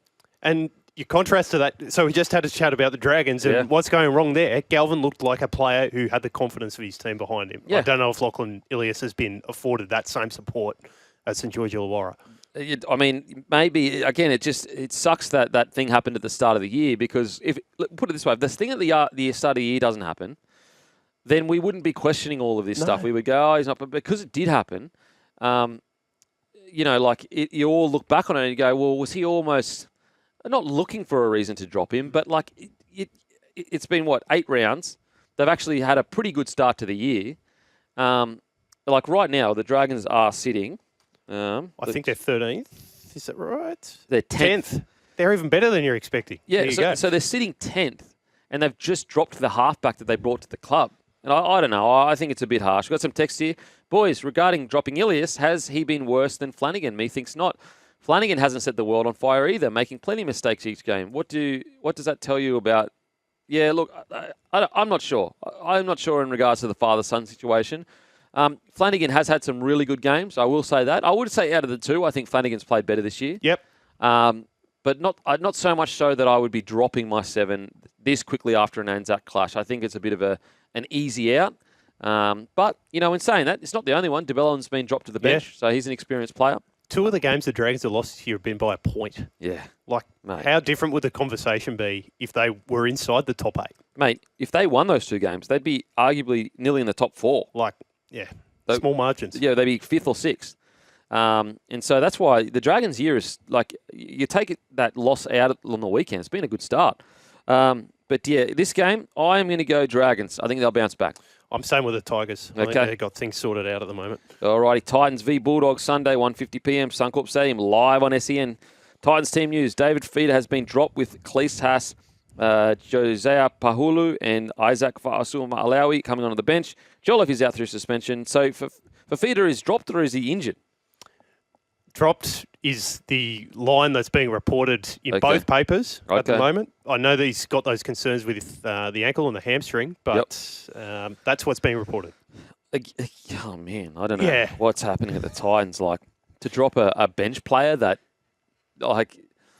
And 2 weeks ago, he was their best player on the pitch. Yeah, and it's just like, of all the people to drop, because you've been so poor, you drop a bench guy that's barely played this year, really. Bit strange. Bulldogs team news. Burton, Curran, Tupanua are suspended. Hayward comes in at 5'8". Saluka Fafita goes in the front row. Curtis Moran, Blake Taft joining the bench. I mean, the fact that they can bring a bloke like Curtis Moran on the bench, he is so good. I'm such a fan of Curtis Moran. Listen, I think the Bulldogs bounce back. I know they're missing quite a few players. I mean, Curran's such a big out. Such a big out. But I think their systems are so strong. The systems are star. You put other people in, they'll get the job done. Bailey Hayward's an absolute gun, in my opinion. He'll get more time at 6, which is great for the club. He was one of their best players in their loss against the Broncos. I reckon the Doggies get the job done here. Is it interesting the Titans have dropped Fafita in a game? Like, we just watched the Bulldogs pack get overrun by the Broncos last weekend. Like, this has to be either an injury or a message, doesn't it? It's bizarre. It's not a tactical decision. After how poor they've been, to drop a bloke that's off the bench, yeah, it's just a bizarre decision. In my opinion. And granted, maybe there's other reasons, like it's outside of footy or whatever. I don't know, but yeah, very strange. But I'm going to go the Doggies to get the win. I'm with you there. All right, we're going to head to a break. After the break, we've got Panthers v the Broncos. Welcome back to the Captain's Run. Panthers v Broncos. I mean, what a Sunday footy. Yeah. Panthers v Broncos and into Storm v Raiders. Unbelievable stuff. Okay, Panthers team news. Luke Garner comes into centre.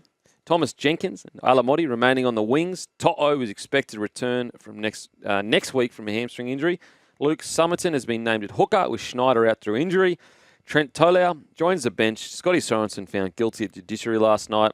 Broncos team news, Jordan Ricky comes into the edge, and the only change from last week's sides, Pia Cora goes back to interchange. Tyson Smoother becoming 18th man. Wow, what a game.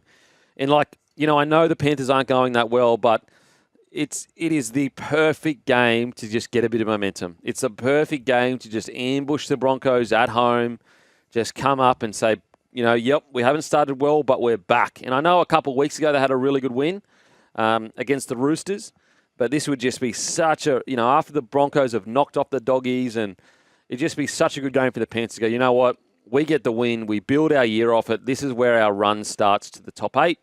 And for the Broncos, it's just all about building off last week. You can get all carried away. Oh, yeah, the Bulldogs didn't have any points scored against them, and they're the best defence we've seen in a long time, and we blew them off the park.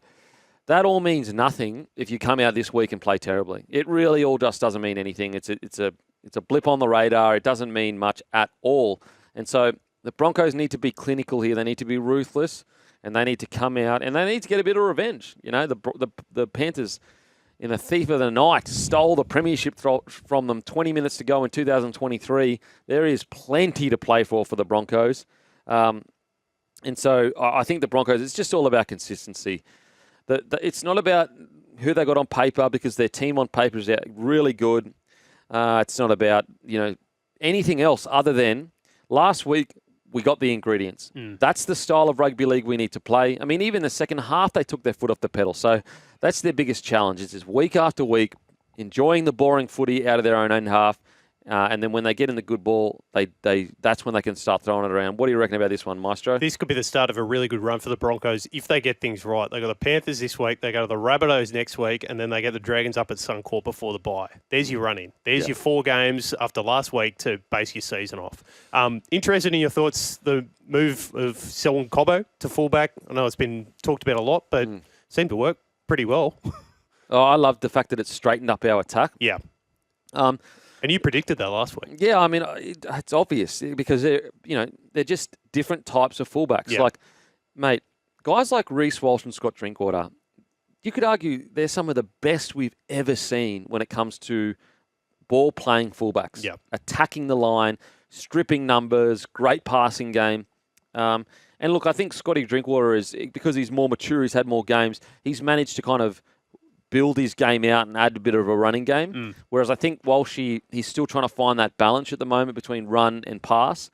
Whereas Selwyn Cobbo is just a big, big body that, oh my God, here's a text. Denon, we're sick of hearing about the Broncos talk about the Raiders during a preview. We're coming. Coming soon. Whereas Selwyn Cobbo, just a big body returning. So defences, when they see Selwyn Cobbo running the ball back, they're wincing because they know it's going to hurt. Elbows and shoulders and knees coming in everywhere. Now, onto the Panthers. I think, look, their system, you can't knock them for playing the same style of footy that got them to where they are. They won 4 bloody premierships. It doesn't even seem real that they did that. It honestly doesn't. But I think they need to just straighten their attack up a little bit more, simplify it. I like the whole drop off and get teams tired. I do. And it has worked, but they don't have the same cattle to do that like they did last year. They don't have your Fisher Harris and your Leotas that's 1-2 punch, your Jerome Luai. Because a lot of the time they drop off. But they'd use Luai to do it where he would drop off and then he would come back in field. He'd step all over the place. He'd create, chaos. And they don't have that anymore. And so I reckon if they could just maybe just simplify their game a bit and go, you know what? Let's go back to the power game that we had maybe in 2021 where it was just in behind the ruck, aggressive running, and let just Cleary play front foot footy. I think that might be a bit of a remedy to their woes at the moment. What do you reckon? Was it interesting watching Matty and Cronk a little bit earlier this week? That really good piece on the way that Cleary is going to that unders ball a little bit too often at the moment. And Cooper speaks brilliantly about having your hips square to the line more often. He reckons that Nathan's getting stuck in that trap a little bit. And I think what you've just said there adds to that beautifully in the fact they don't have that same punch coming from behind him that, really makes that so effective. Yeah. And the thing with Luai as well is he's got that step that Nathan probably doesn't. Yeah, and at the moment, the 6 to now, Blazer's only just come in, and he probably does have similar-ish footwork, but he's a lifetime away from Luai at the moment. And he's a rookie. That's only accepted. Like, that's only expected. But, like, for example, imagine Cleary with that front foot footy that Storm plays.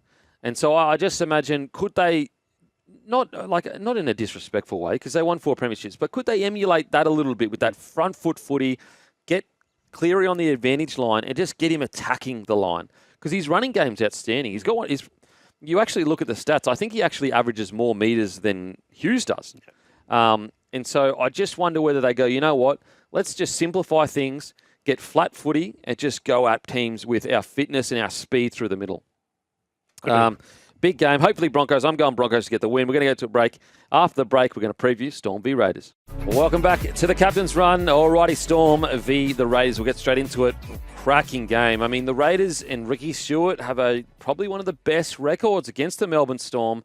They love this clash. And although the Raiders had a big win against the Dolphins, one of the great comebacks, I think Ricky Stewart will be frustrated with how they started last week. I mean, this is a real... If the Raiders can beat the Storm, all of a sudden, it's no longer, how good is the Raiders at the fact they're in the 8? It's like, okay, how far can the Raiders go? That's a really, really good motivation for Ricky Stewart to go, boys, we win this game, we almost set our whole season up. Because what we're saying, we've beaten all these other sides, we're sitting in the top 4 right now, and we just went out and beat the Melbourne Storm. Why can't we go all the way this year? This could truly be a season-defining win for the Raiders. For the Melbourne Storm, it's all about defence for me. Defence, defence, defence. I don't care if they win 30-20 or 40-30. If I'm the Melbourne Storm, I want to win 20-4 or 30-12 or 24-12. I want to make sure our defence is sorted because I think anyone, even the biggest Storm haters, knows there's a premiership-winning attack in this side. We all know they can attack, but their defence needs to be sorted. What do you reckon, Maestro? I couldn't agree more. And the Raiders have shown that they have the capability of putting up points over the last couple of weeks, which I think was a question mark about them early in the season. So, big test for the Storm. What a game to finish Magic Round, Kempy. What absolute cracking Who have you got? Game. I'm going to go the Melbourne Storm. Yeah, I'm going the Storm, but, gee, can't wait for it. Alrighty, we are done and dusted. Don't forget, I'll be at the Caxton with Guru, Timmy, Matty, Hammy. Come down between 12 and 2 on Saturday to celebrate the week, celebrate the bloke community. Grab a bloke jersey from bloke.shop. Also, grab some grumpy coffee from grumpycoffee.com.au. I'll see you this weekend down at Magic Round.